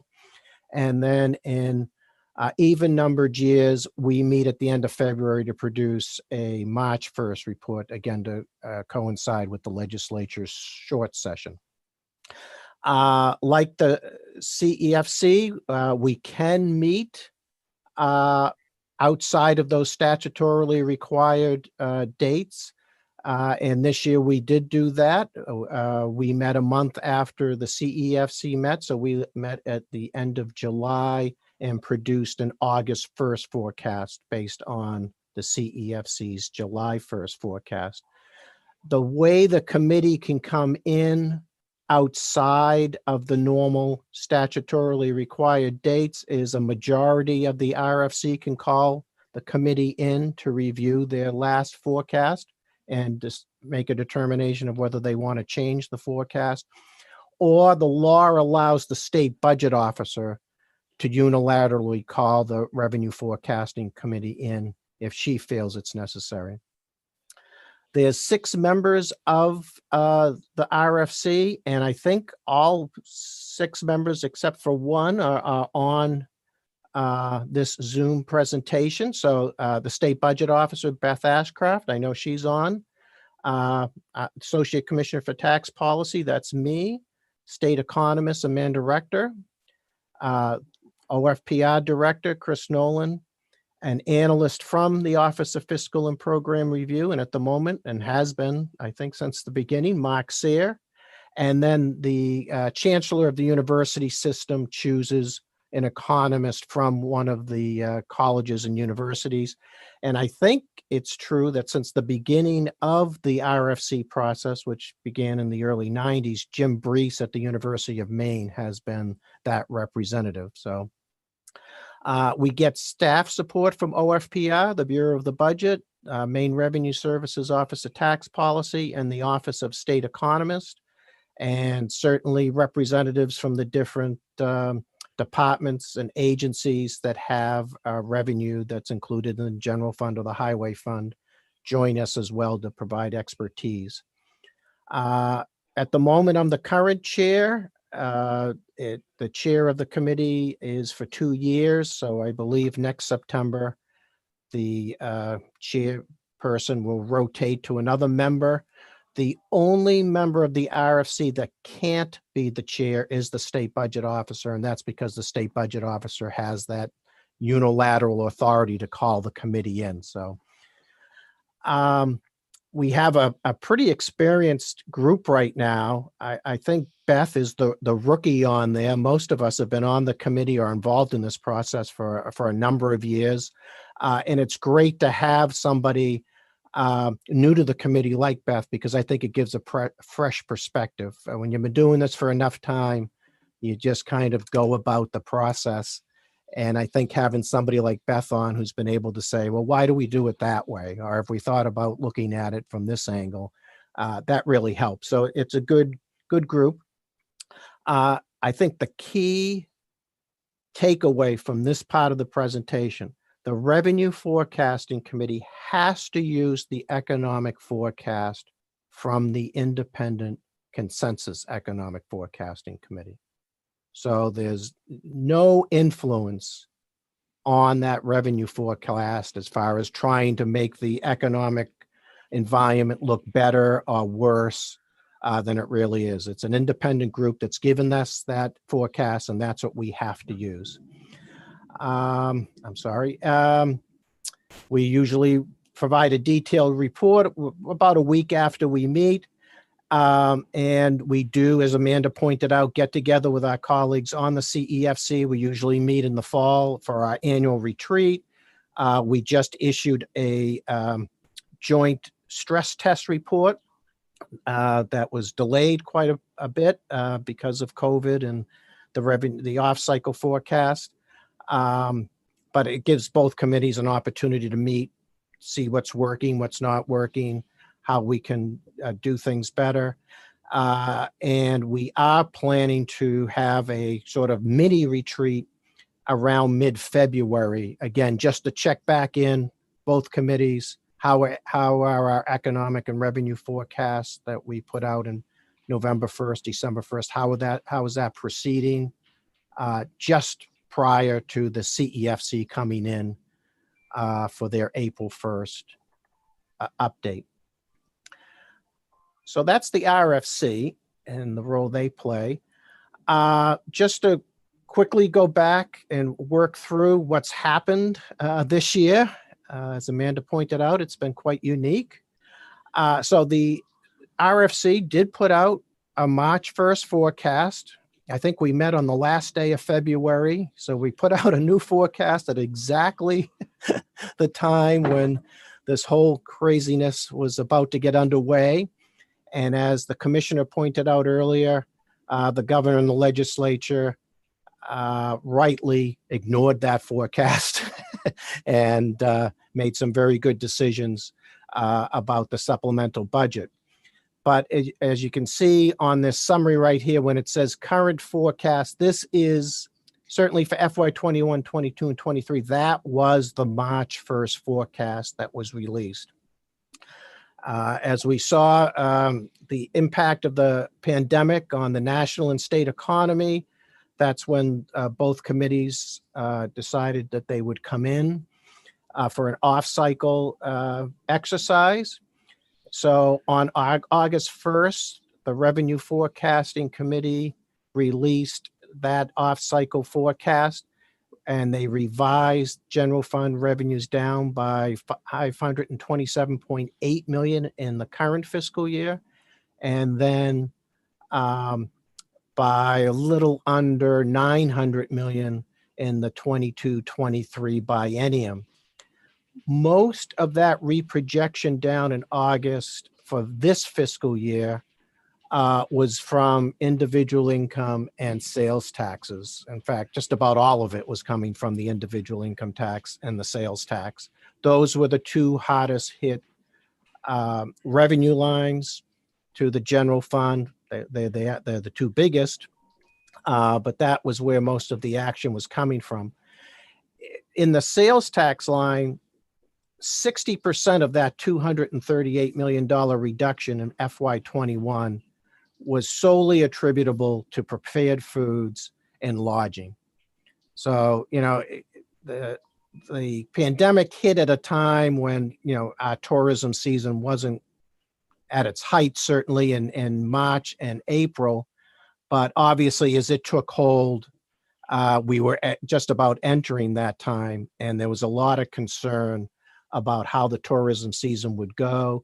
The early data that we were getting on, say, lodging, April and May lodging sales were down 80% year over year. Restaurant sales were down roughly 50% year over year. So that was what we were working with when we met at the end of July, right in the middle of the height of the tourism season.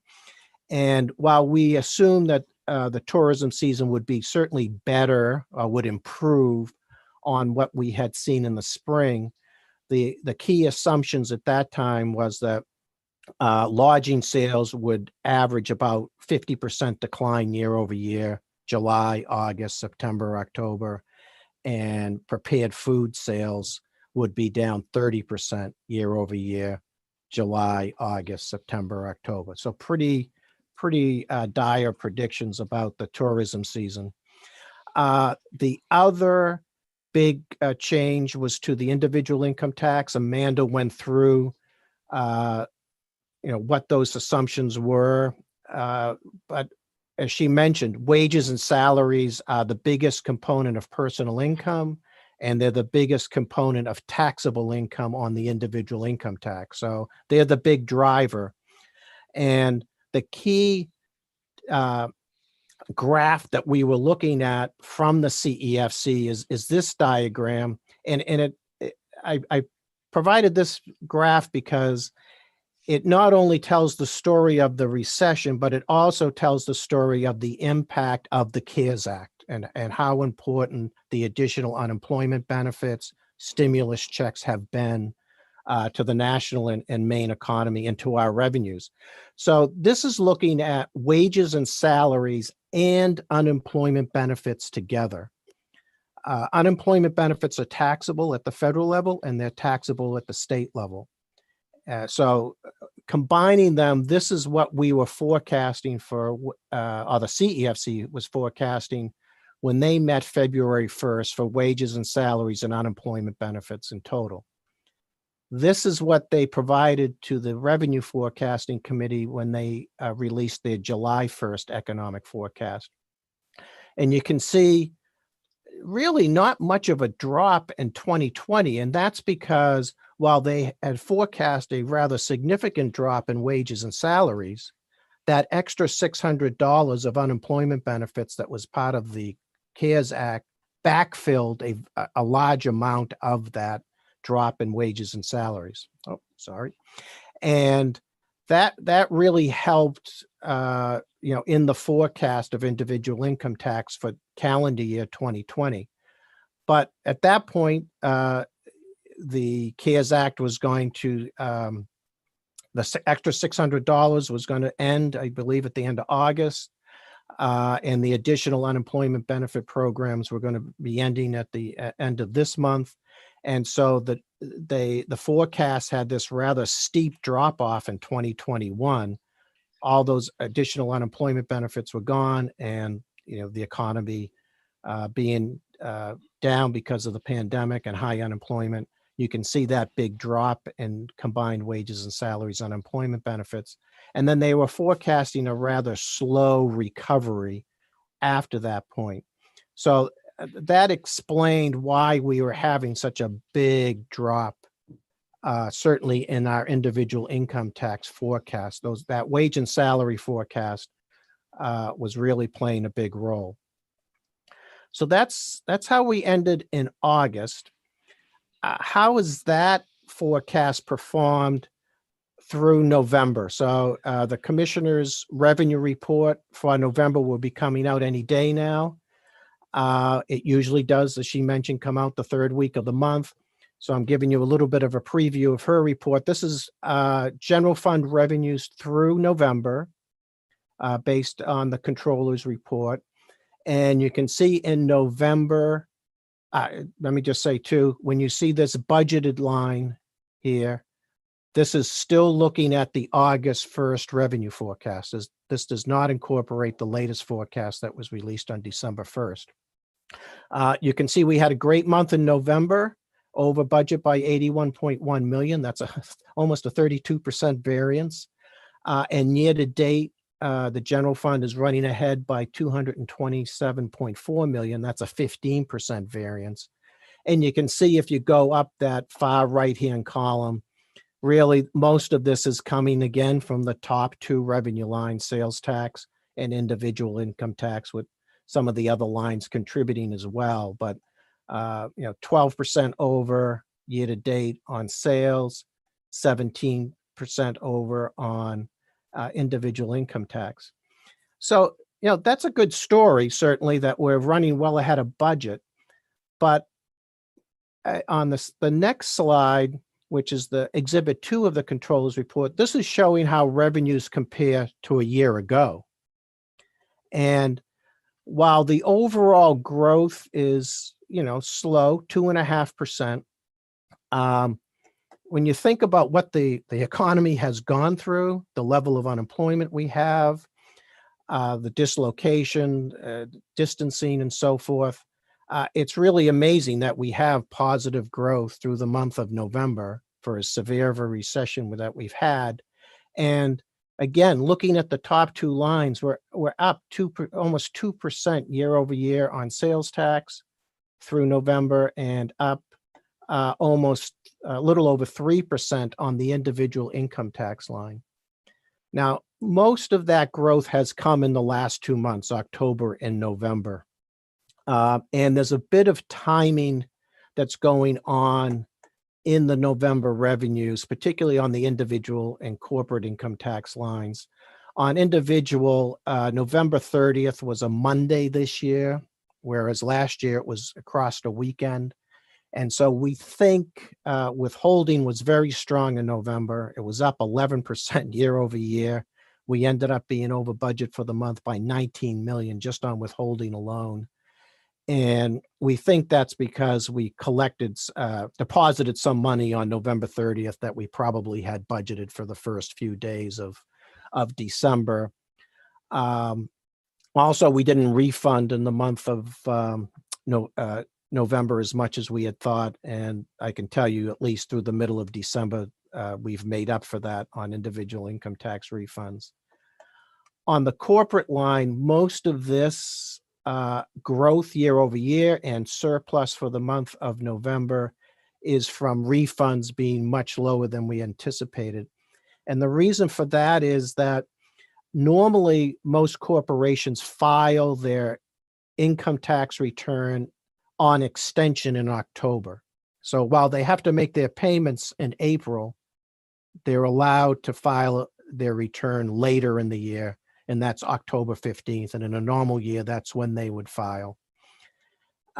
This year, the administration, or the main revenue services, allowed corporations an extra month to file their 2019 tax returns because of just the difficulty in the filing, and basically a lot of confusion over the federal tax changes that were in the CARES Act and how each state handled that. And so, once the corporation files their return, that's when we know how much they're requesting for refunds. So if they file in October, most of the corporate refunds that we issue go out between November and February. And because there was that lag this year, we didn't issue hardly any corporate refunds this November. But I can tell you in December, we are now issuing those refunds now that we have the returns filed in November. So there's a little bit of timing that's driving these numbers, but the fact is the economy has done much better than we had anticipated when we met back in August. And a lot of that, again, has to do with that CARES money, the extra $600 of unemployment benefits, the stimulus checks have all helped households get through the late spring, summer, and early fall. This is just looking at what's been happening on the sales tax side. So November revenues on sales tax are reflecting October sales. And, just look at some of these numbers in these categories. Building supply sales up close to 19% year over year. Auto transportation, which is primarily automobile sales, up 11% year over year. Overall consumer sales up close to 10%. It's really difficult to explain other than the fact that those unemployment benefits and stimulus checks are still out there circulating through the economy. We believe, and based on some early information that we're getting for December revenues, which would be November sales, we believe the fact that those unemployment benefits have ended and that those stimulus checks have been, for the most part, spent, particularly by lower income households, that you're going to start to see sales tax be more reflective of what, what you would expect given the current situation that's going on out there. But still much stronger than certainly was anticipated back in August. This is just the highway fund, and all I'll say here is that, again, certainly down. People aren't traveling as much, but not down nearly as much as we had anticipated at the start of the whole pandemic, and even in the summer months. We're seeing declines roughly in the 5 to 10% range, which was, again, better than what we had thought earlier in the year. Okay, so what did we do with that November 1st economic forecast, and where did that leave us? So I would just point out the graph here at the bottom, the table at the bottom. At the top, you can see there's the March 1st forecast. You see the August forecast in the middle, and then you see the December forecast. So we reduced FY21 revenues by $528 million in August. We brought back roughly $273 million of that in December, because we know the economy has been stronger than we thought. But as I point out in this third bullet, that still leaves us down $255 million for this fiscal year compared to where we were in March. And it still leaves us almost down $400 million for the upcoming biennium compared to where we were in March. So while the December forecast was certainly more optimistic, certainly much different than what we were thinking when we did that March 1st forecast. And just showing this graph again and adding in now this. So again, this is showing just how things have changed, how our thinking has changed. Again, the yellow line, if I can get it, there we go. The yellow line is the March 1st forecast, what the March 1st forecast was based on for wages and salaries and unemployment benefits. This is how we thought it was going to play out when we issued the August 1st forecast. And this green line now is the new forecast from the CEFC. You can see for the 2020 calendar year, we're basically saying no change in combined wages and salaries and unemployment benefits. That CARES Act has more than made up for the decline. And then you can see the CEFC now is thinking a more optimistic out year growth in wages and salaries. So that's a big player in why that revenue forecast was so much better than I think everybody had anticipated it would be in December. And that's it. Dr. Allen, thank you so much. I think that last graph was, for me, the best visual. And I think that we obviously have some factors that are unique to this economic downturn, and some other factors that are unique because of the way the federal government has reacted to it. And of course, all we can go on is our past experience to project our future experience, but our future experience is a little different than we expected. And in this case, it's better. So we'll take it.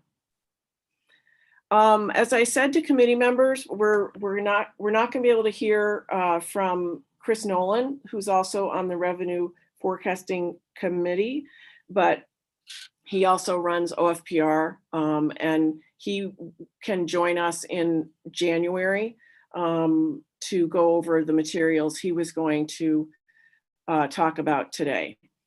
And now I'm going to turn to our guests, Josh Broder and Lori LaChance. As you know, the governor appointed the Economic Recovery Commission, and Josh and Lori stepped up to be co-chairs for that effort. Some of you might know Lori as a former state economist and has a long history here in Augusta. And Josh Broder grew up down the street from me in Cumberland and is the head of Tilson Technologies.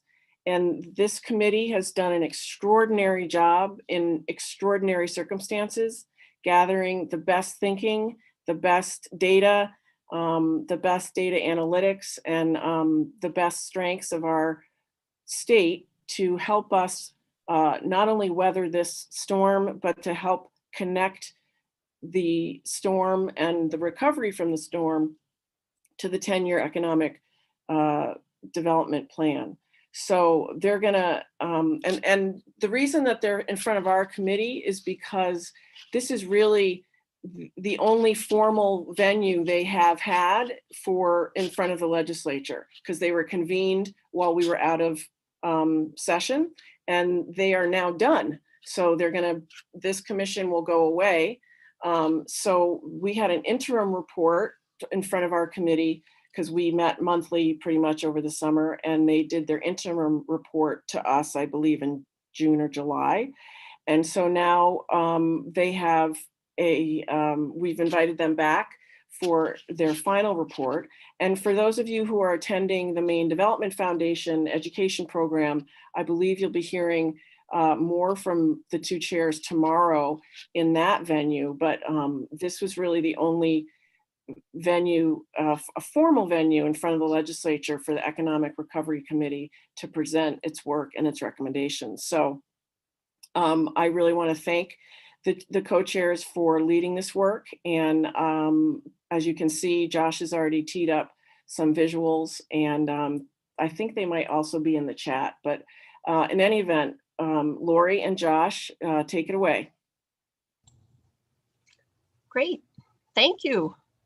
Josh, would you like to introduce yourself or say hello? And yeah, sure. I'm Josh Broder. I'm one of the co-chairs of the Economic Recovery Committee with Lori. And you're actually going to hear from Lori first, but we're going to just walk you through our first and second reports and hopefully leave plenty of time for questions. And I personally want to say I really appreciate the committee's time today for having us in to hear about the work that we did. As Kathy in her very kind introduction authored, we have finished our work and are no longer a standing committee. And so, Lori and I come to you today to explain the context of the work that we did and to answer questions about it. And just know that we have a deep appreciation for the challenge that this committee and the entire legislature, as well as the governor, faces in trying to work through navigating some really tough choices in the months ahead. And so if we can, be of assistance in any way to help provide, some further explanation to our work, we're happy to do that in support of your good efforts. thank you. It's a real honor to be here today. It brings back many memories. I spent 11 years frequently coming before you with revenue forecasts, and it's always an honor to have this opportunity that Josh and I have had, along with 45 others, to try in these difficult times to do something to help the state that we all love. And so we humbly share these recommendations with you for your consideration as you start your charge, and congratulations on your elections and on your placement on this very important committee. So it was late April when Josh and I got a call on a Sunday afternoon from the governor asking us if we would co-chair this newly formed committee. And within 12 days, the governor said she wanted to go quickly. Within 12 days, we had our first full meeting with 45 individuals from around the state, all the geographies and various sectors of our state. And we were given basically two things. We were given a charge and a due date. So our charge, I think the governor very wisely understood that virtually every aspect of government was focused on the enormous challenge that the pandemic brought to our state and the economic upheaval it was causing that seemed to be worsening daily.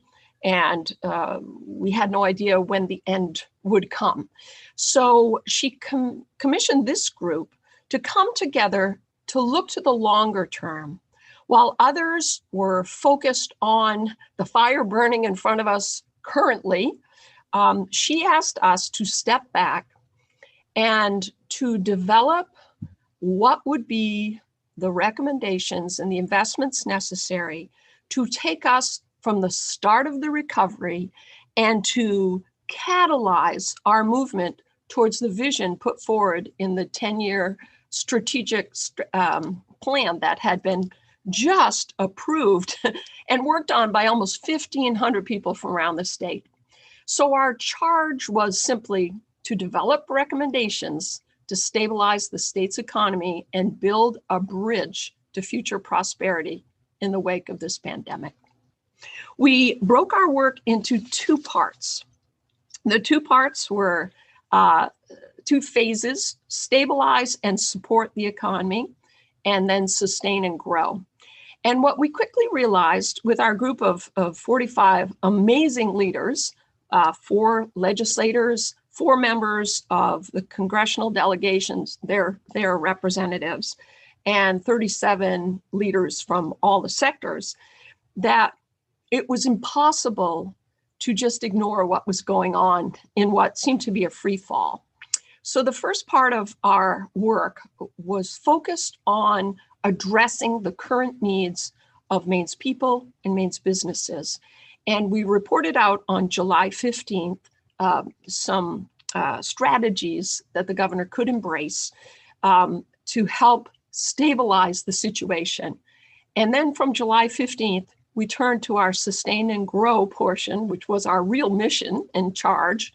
And that was to try to find the appropriate choices for economic development that would catalyze our growth and truly restart us on that, crossing that bridge and getting back on track towards that vision we were seeking.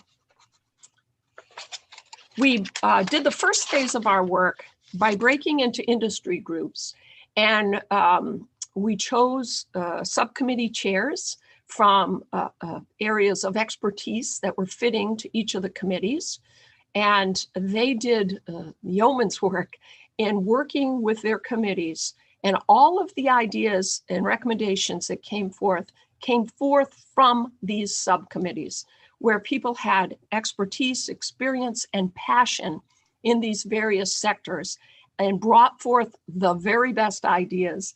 And then together as a committee of the whole, we sharpened them, focused them, prioritized them, and put forth the recommendation in our first report.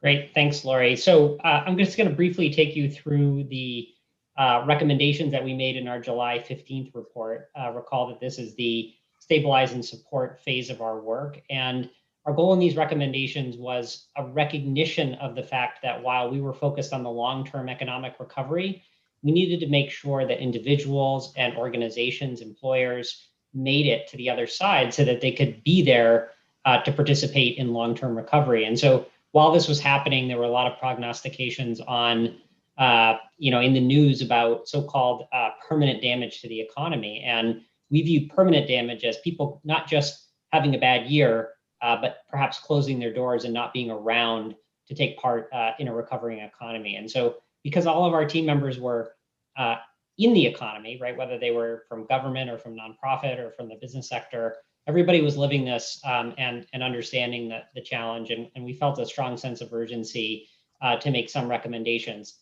The backdrop of funding these recommendations was the CARES Act Coronavirus Relief Fund, or the CRF, which provided $1.25 billion to the state of Maine for not unlimited purposes, but generally with broad discretion to deal with direct coronavirus relief. And so we broke our recommendations down into 3 areas. And of course, when we did this, we understood that there were other demands on that money besides the recommendations we were making. So we tried to strike a balance between showing sort of relative prioritization and recognizing that the total dollars of the absolute need, particularly for small businesses who had their door closed during that first lockdown, was really going to be insufficient. And so we first said support means people. And you can see the categories here on the slide that we've called out. But the biggest number here was pre-K-12. This was the idea that in these early days of the pandemic, not knowing where it was going to go, not knowing whether kids would be able to go back to in-person school in September, we recognized that if the kids were to have a chance to have an opportunity to go back to in-person school, we would need to make sure that the educational institutions doing that hard work had the best chance that they could have to have the resources necessary to pay for the measures needed to adapt to COVID. And so these were things like de-densifying the classrooms, providing lower density and broader busing options, of providing support for teachers who are high risk, and the other adaptive technologies and administration necessary to try and resume in-person education if possible. We also recognize that people were in real trouble in meeting their basic needs, and in no place was this more apparent than in housing, where we recognized that there was an opportunity for the sort of current challenges we had in housing in Maine to become even deeper. One area which was acutely felt across sort of all socioeconomic classes was childcare. So when kids were at home, people were really struggling to be able to work, and kids themselves were at risk for not having sort of the high quality early education they needed to be able to develop and advance and be nurtured. And so this was another area of strong focus for us. Also in that slate was public health. Our view, while we had a lot of strong opinions about what should be happening during that lockdown and reopening phase, was that we were not experts in public health. We were not in a position to make recommendations on lockdown or the economy, but we recognized that any economic recovery was foundationally based on beating the pandemic, on public health. And finally, we wanted to recognize that the inequities in impacts of the virus, both in the health outcomes and in the economic consequences, were inordinately borne by new Mainers, and we wanted to make sure that they had access to the vital services that they needed to recover. The second category we had was stabilize Maine employers, and this included its biggest recommendation, which was employer grants. When we think about employer grants, for us that meant both nonprofits and for-profit organizations, and this was to have the necessary resources so they didn't become part of that permanent damage that I was talking about before, that they would be around to participate in the recovery. We also made recommendations around workforce development, and in general, this was our second largest category. And so when you think about what went into this set of recommendations, it was really about safety in the in-person education and in making sure that employers would be around to participate in the recovery. Finally, we recommended an investment in Maine's infrastructure, in particular broadband and transportation. Broadband for us was not just a long-term economic recovery tool, but it was a short-term necessity to make sure that kids could go to school, people could work remotely, and folks could access telehealth where they couldn't go to the doctor safely. We also had recommended transportation investments, recognizing the long-term nature of the bonding process, and that it would be necessary to get the ball rolling on that if it was going to be part of a next phase recovery recommendation. After those recommendations were made, we turned those over July 15th, and the governor and her administration had CARES Act money that they utilized, and this was actually the outcomes. 2.2 million of coronavirus relief fund was put into childcare, and that was on top of 10 million of CARES Act dollars. Pre-K through 12 received 364 million of the CRF investment, additional 8 million to programming to help children with remote learning. The business and nonprofit supports put forward were 200 million in economic recovery grants. Of that, 5 million went to the childcare businesses. And then more recently, an additional 40 million was put forward to support the hardest hit, or one of the very hardest hit sectors of tourism and hospitality sector and retail. In addition, Maine Healthcare Financial Relief Program was backed by $30 million. Housing had an initial $15 million for expanded rental relief programs, and then another $6.2 million. Broadband received $5.6 million in CARES Act coronavirus relief funds for construction of permanent internet infrastructure. So those are some of the resulting investments that have occurred over the last few months. We then turned our attention to the next phase of our work, reorganized into 3 groups, and really focused on what our vision was. And the vision that was adopted was the very vision put forth under the 10-year economic development strategy, again, that had just been released in November or December of 2019. And before it could even get its legs under it and its implementation, the pandemic hit Maine, and the rest is history. But that vision remained our guiding star of the rest of our work. And that vision was by 2030, Maine will be an international leader with a vibrant, sustainable, environmentally responsible economy. All across the state, the people of Maine will have access to unmatched quality of life and good paying jobs. So with that vision in mind, we reformed our committees into 3 subcommittees of talent, innovation, and infrastructure that map beautifully to the 10-year economic development strategy. And we worked for the next several months to produce our set of recommendations that was highly focused. And they were focused in 2 areas, which we will go into.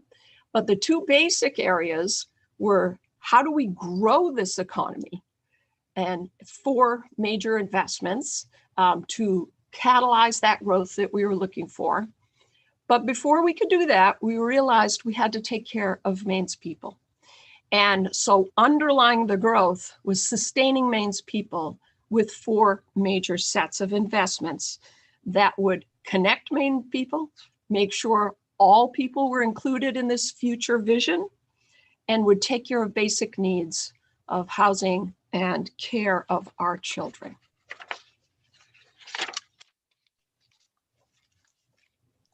Okay, so as we unpack the Grow Maine's economy recommendations, the first set here were around innovation and entrepreneurship. And we recommended that Maine make a bold investment to rise our R&D investment structurally to that of our peer states.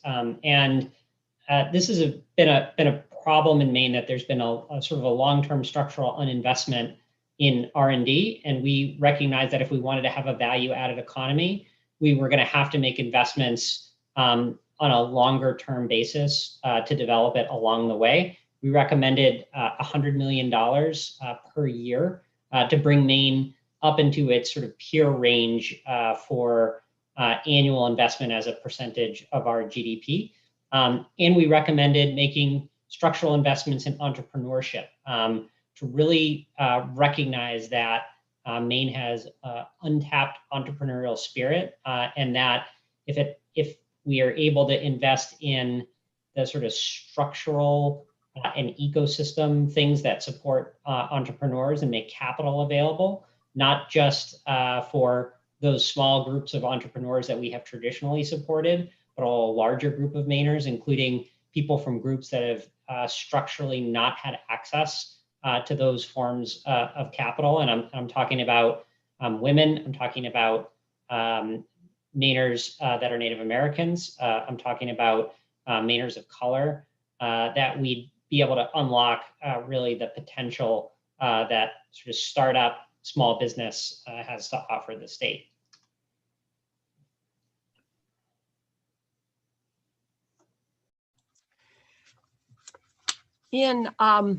As Maine's economy has changed over the centuries, many of you know much of our roots remains in our natural resource-based industries. And in the 1800s, virtually 80% of all jobs were in agriculture, forest products, fisheries. We then transitioned in the 1900s to manufacturing, then at the end of the 1900s to service-based, and now we are in a knowledge-based, technology-driven global economy.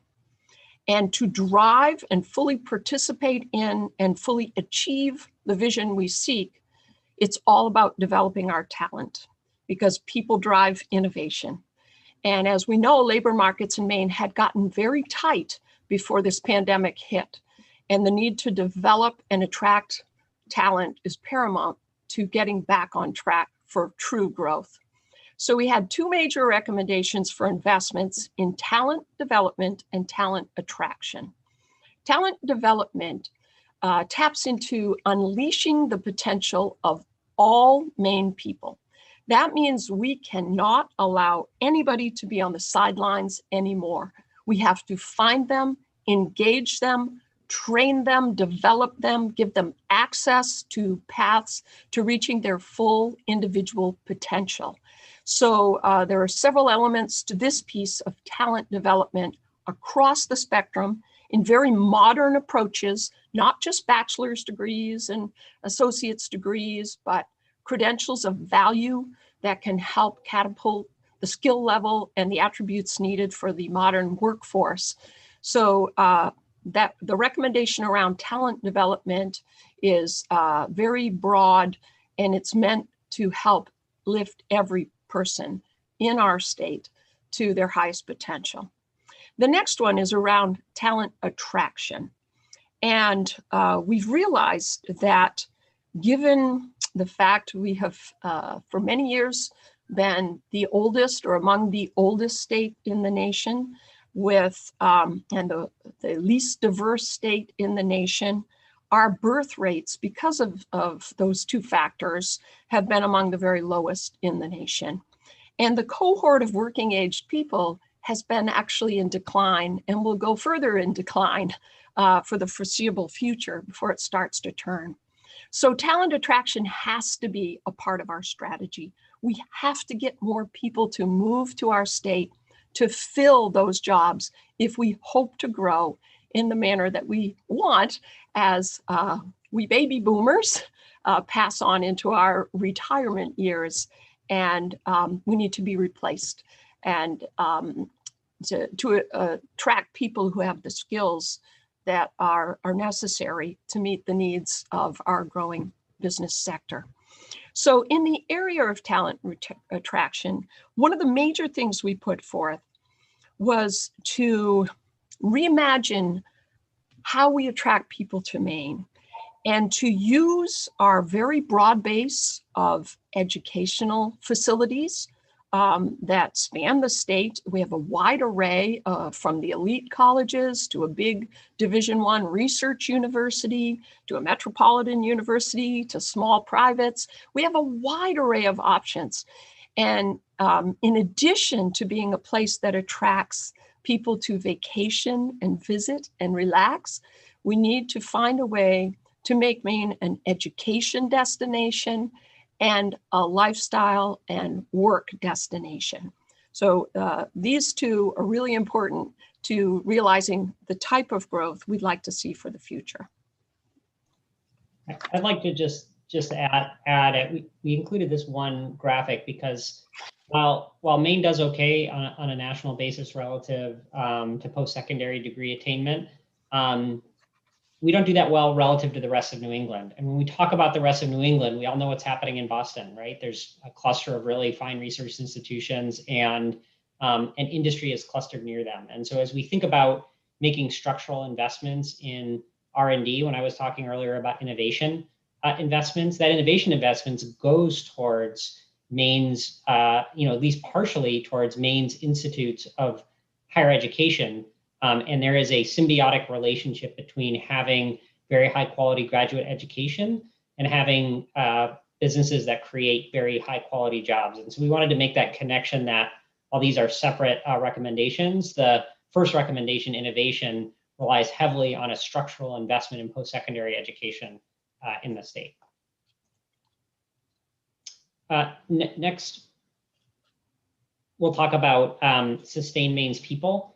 And so we're moving from thinking about how to structurally make investments in the economy to doing the things necessary for Maine's people to be full and productive and safe participants in that economy. And the first one we had, which was a theme that came out of each and every one of our subcommittees loud and clear, was the necessity to have further investment in internet access. And when we talk about internet access, we're talking about both the infrastructure necessary to connect people to the internet and the devices that they need to use to get online and the education they need to be digitally literate and make the best use of those resources. And the Connect Maine Authority, the part of the state government that deals with broadband planning and the allocation of grant resources, thinks this is something like a $600 million problem.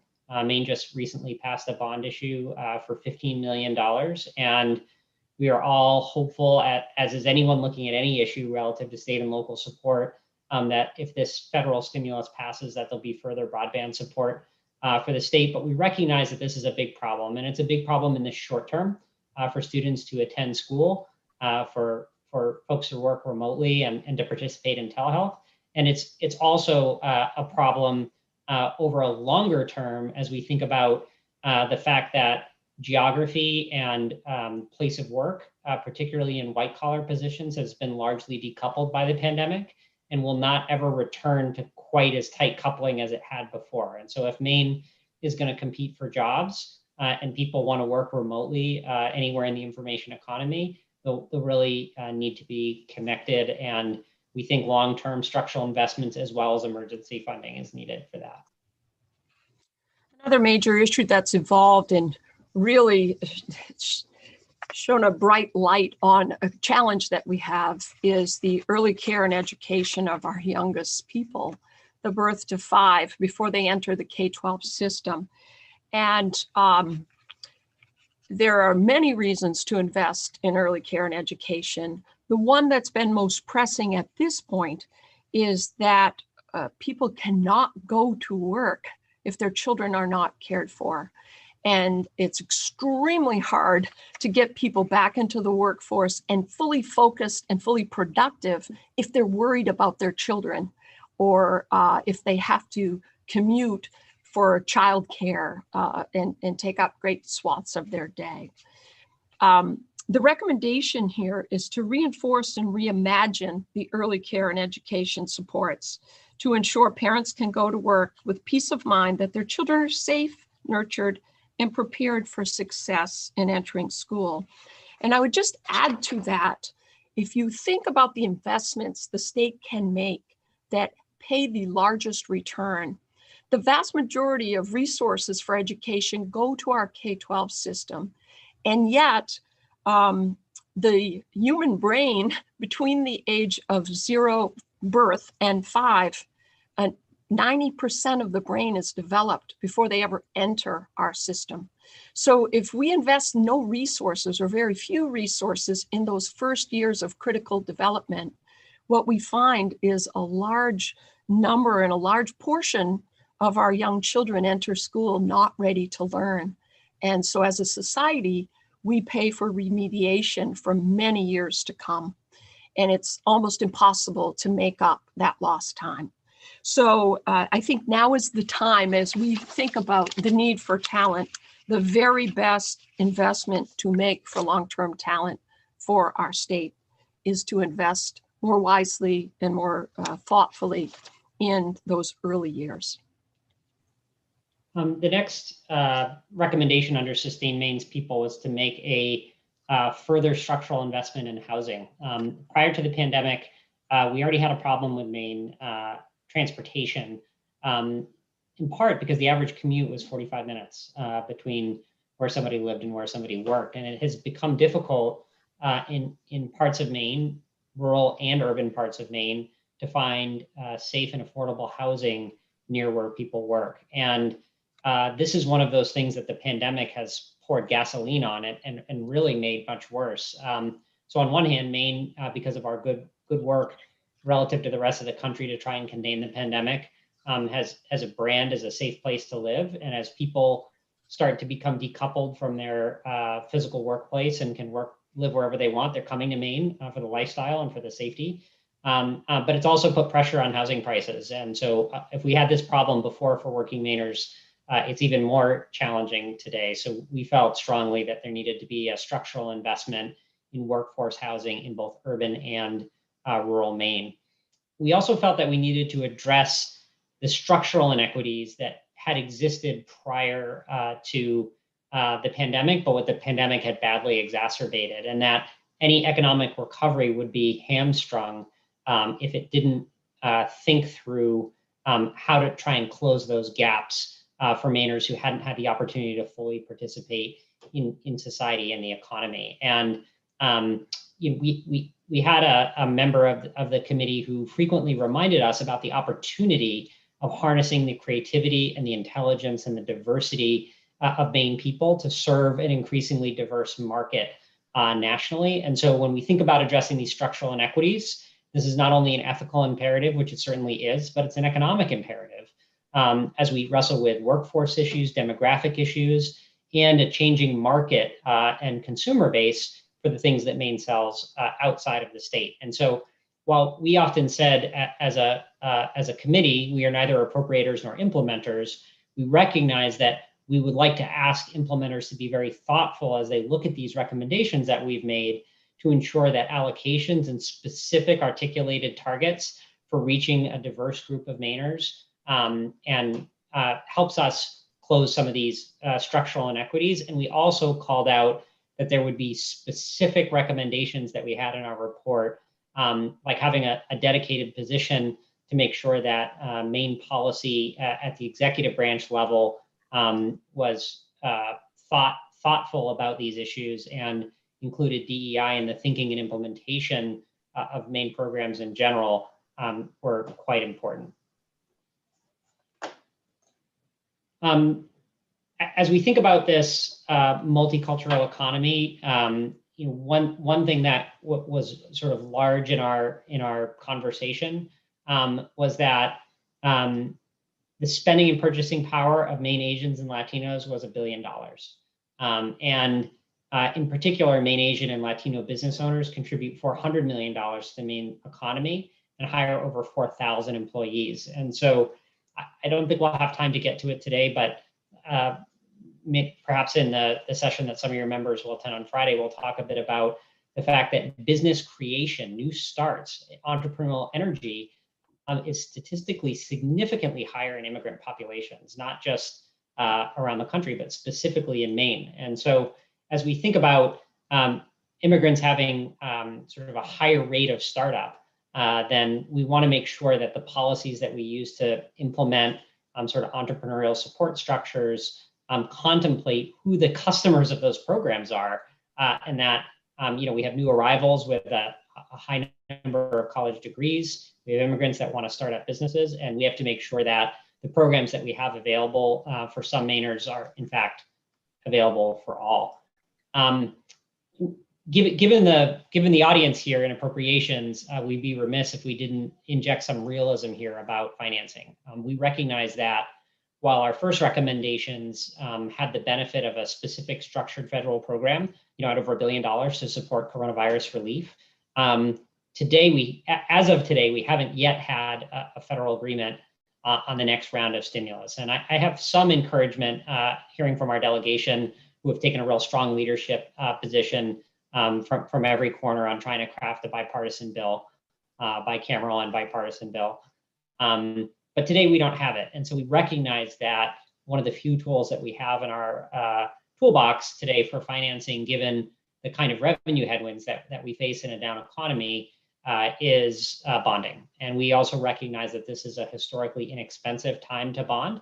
And the kinds of structural investments we're talking about, as Lori said, early education has a huge cost avoidance and remediation later. When we think about the long time frame of bond payback, the kind of programs and investments we're talking about, like R&D, also have a long payback. So we think that bonding at levels higher than we typically look at are warranted.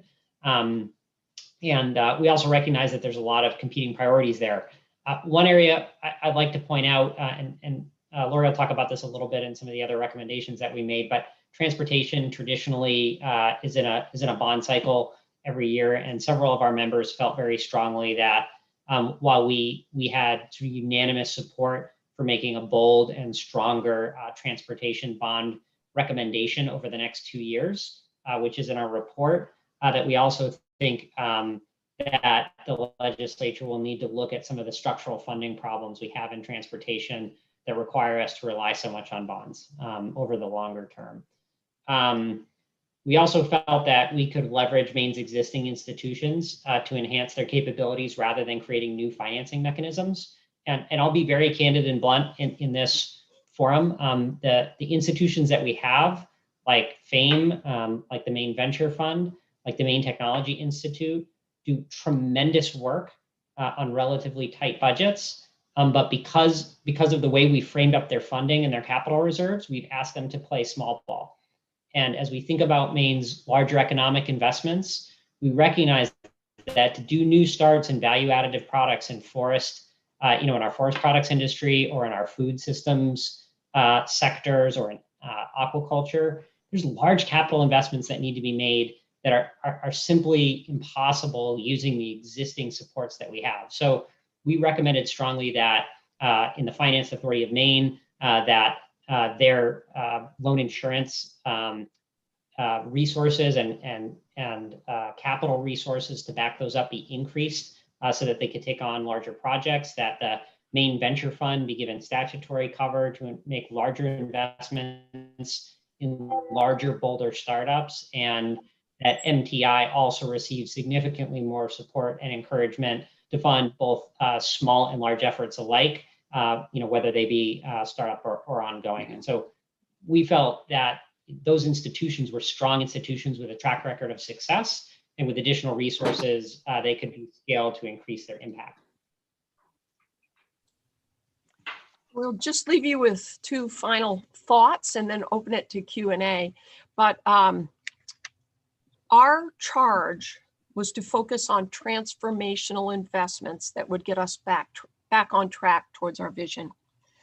And we forced people to really prioritize, because there were probably 40, 50, 60 great recommendations. But if we gave 60 recommendations, we wouldn't be helping because 60 priorities means you have no priorities. So our 8 transformational priorities have been discussed, but there were also 5 that the committee came to a relative consensus on that were more foundational in nature. And we share that we understand the economic base has to be protected and sustained before we can ever realize the growth we're hoping for. And those 5 areas, and Josh has referenced pieces of that, but we need to build out Maine's public health infrastructure, because this may well not be the last pandemic we see. And we understand now how that can bring an economy to its knees. We need to modernize the state's regulatory environment and keep working towards that. And the pandemic has shown that we can be nimble, and perhaps it's time to adopt many other strategies to be more nimble, more technologically savvy in the way that we regulate the various industries. We need to invest in agricultural, fisheries, and aquaculture infrastructure that will allow us to keep food moving in our state at a time when other supply chains fall short. We need to support Maine's workers and meet their most basic needs in order to be successful, and keep investments in the transportation infrastructure. So those are more foundational in nature, and there is some guidance in our report on that. And then finally, we realize that the full potential of our recommendations are not possible to achieve unless and until the virus is under control and Maine's public health infrastructure is strong, the federal government invests more fully in stabilizing this economy, and the structural inequities are addressed so that all Maine people can reach their full potential. And we'd be happy to answer any questions you may have. Lori and Josh, thank you, thank you, thank you. You not only did an enormous task over the spring, summer, and fall, but you managed to squeeze it all in to an hour to report to us. That's extraordinary in so many ways. So thank you. It is 3:15, so we do have some time for some questions before we have to let you go back to your regular lives. Any questions from the committee? The committee's now wishing, they're rethinking their agreement to serve on this committee right now. That's the silence, I think. Representative Fay. Thank you. Thank you. And thank you, Lori and Josh, for this. And when the report came out, I read through it over the summer, and it made me feel good about the possibilities. There was one question that I have, and people that know me know that this is always something that I have to ask when we're talking about big change and big ideas. And so I was just wondering how Maine's older population fit into the discussions that you were having. I'm just really curious about that.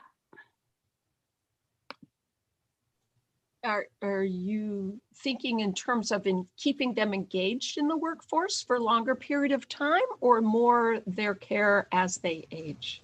Both. Both. Yeah.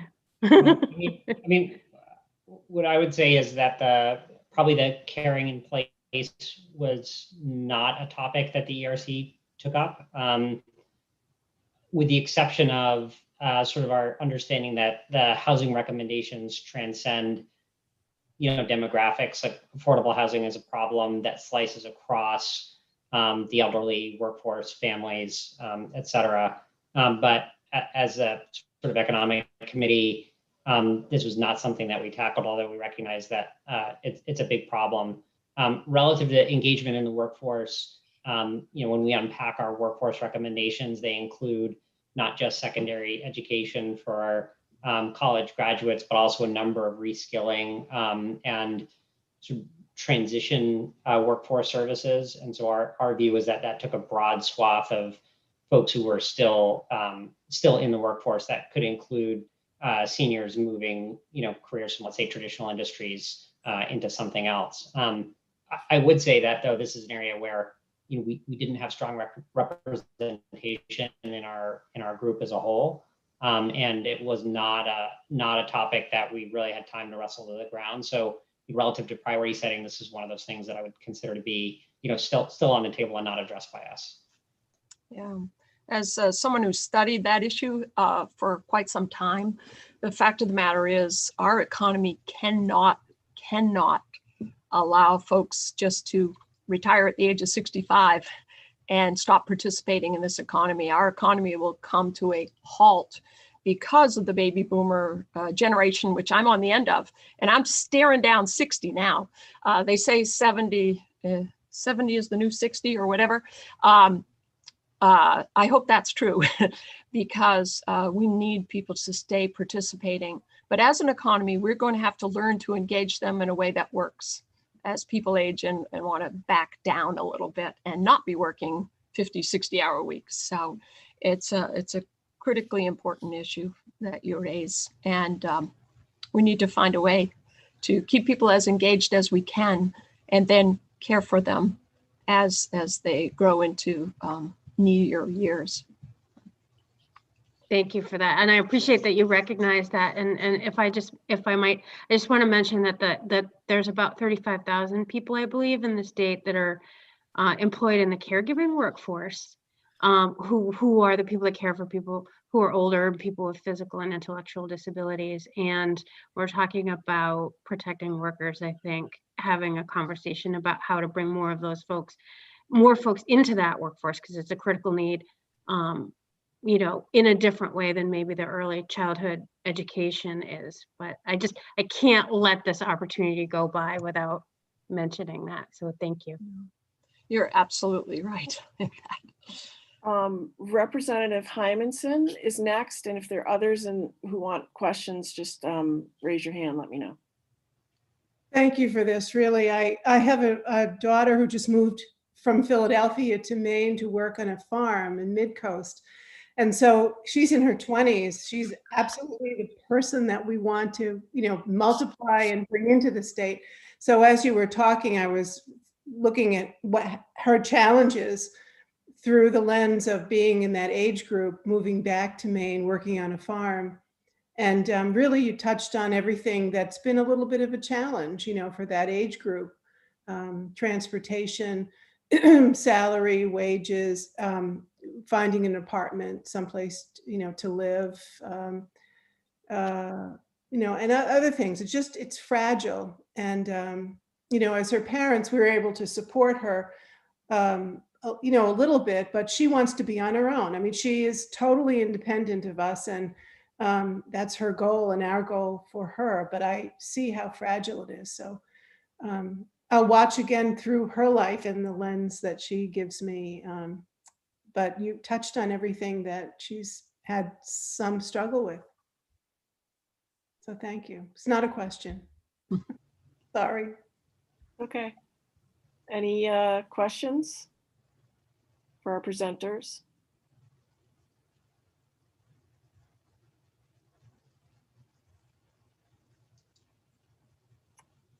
All right. Well, I'm not seeing any. I want to thank you again for all the hard work that you and the entire larger group put in. This was an enormous lift, and we are very, very grateful for everything that you've been able to put together in a very short time. Under each of you were also having your own crises, in whether it was in higher education or in corporate America. So thank you very much for all you've added to our work. We really appreciate it. Thank you for having us in. Thank you. And I would just add, as we pass the baton to you on this, we have a lot of hope. I know there's a lot of pain in this economy right now, but Maine is poised. If we make the right choices and we dare to really step into this, there's no reason we can't thrive when we get through this crisis. It's a beautiful state. It's a place people want to live. Now, if we equip them with the right connectivity that enables them to both work and live here and live close to where they work, we have every opportunity to take full advantage of what the future has to offer. So we're pretty excited about it overall, if recognizing we've got a lot of work to do before then. But thank you for the work that you're taking on right now. We greatly appreciate it. Thanks, Lori. Thank you, Josh. Thank you both. So before we finish up for the day, Representative Peirce is going to just talk a little bit about what is coming up for our committee before the budget drops, or even after, for the month of January. So take it away. Thank you, Madam Chair. First of all, I want to thank everyone. This has been 3 hours of a lot of information. I think all three sections are interrelated at some level. And so it's going to inform our work going forward. So thanks so much. That being said, ERC will disperse as a committee, but everyone else that we've heard from today is absolutely going to be available to us going forward. So don't feel you have to take everything in today or answer all of the questions. But going forward, we don't anticipate we would be meeting in the next 2 weeks, but I think we will hit the ground running on Tuesday, the first Tuesday of January, which is the 5th. At 1 o'clock. We definitely will invite Chris back to talk a little bit about some of the stuff that he was going to talk about today from OFPR. So put that on your calendar. In the meantime, we'll always be in touch. I also want to give a big shout out to our staff, Maureen and Mandy and Marianne, who really, this was one of their first Zoom meetings, and they were nimble, put things in the chat for us, kind of helped keep us informed. So I think it went pretty well. There's, of course, something will happen and not go well next time, maybe. But in the meantime, thank you to the staff who kind of kept things rolling along and responded to a lot of texts and emails that we were sending while this was going on as well. So thanks for that. I just want to say I'm delighted to be chairing this committee. I think this is a great group. I think we've had a great start to it. I appreciate my co-chair helping like pull all this together too in the last couple of weeks. And however you celebrate in the next 2 weeks, whether it's a Merry Christmas or a Happy Hanukkah or another celebration, I hope your family is safe and healthy and you can celebrate from a distance or together, however that may work for you. So we'll see you in January. Yes, thank you. And just to predict, we're going to have some committee meetings in January on Tuesdays and Thursday afternoons, as we have done in the past. When there was regular session days, they started out on Tuesdays and Thursdays, and then we are going to use January to get some more briefings while we wait for the budget and while we get the budget hearings set up for the beginning of February, or maybe at the third week in January, probably. So keep Tuesdays and Thursday afternoons starting at 1 available for committee meetings. If we don't have anything coming up, we have no problem canceling, but we just want to make sure folks have a good expectation for how we're going to get things started when we reconvene in January. Maureen, did we forget anything? Yeah, Maureen? Just that there may also be a separate meeting, not on a Tuesday or Thursday, regarding the budget when it comes out around the 8th. So either in caucus or as a group. So just kind of hold some dates around that open for that briefing. Okay. So I'll echo Representative Peirce, good wishes for a safe and happy holiday season. And don't hesitate to call us if you have any questions or anything comes up. Thank you all. Be well. Thank you.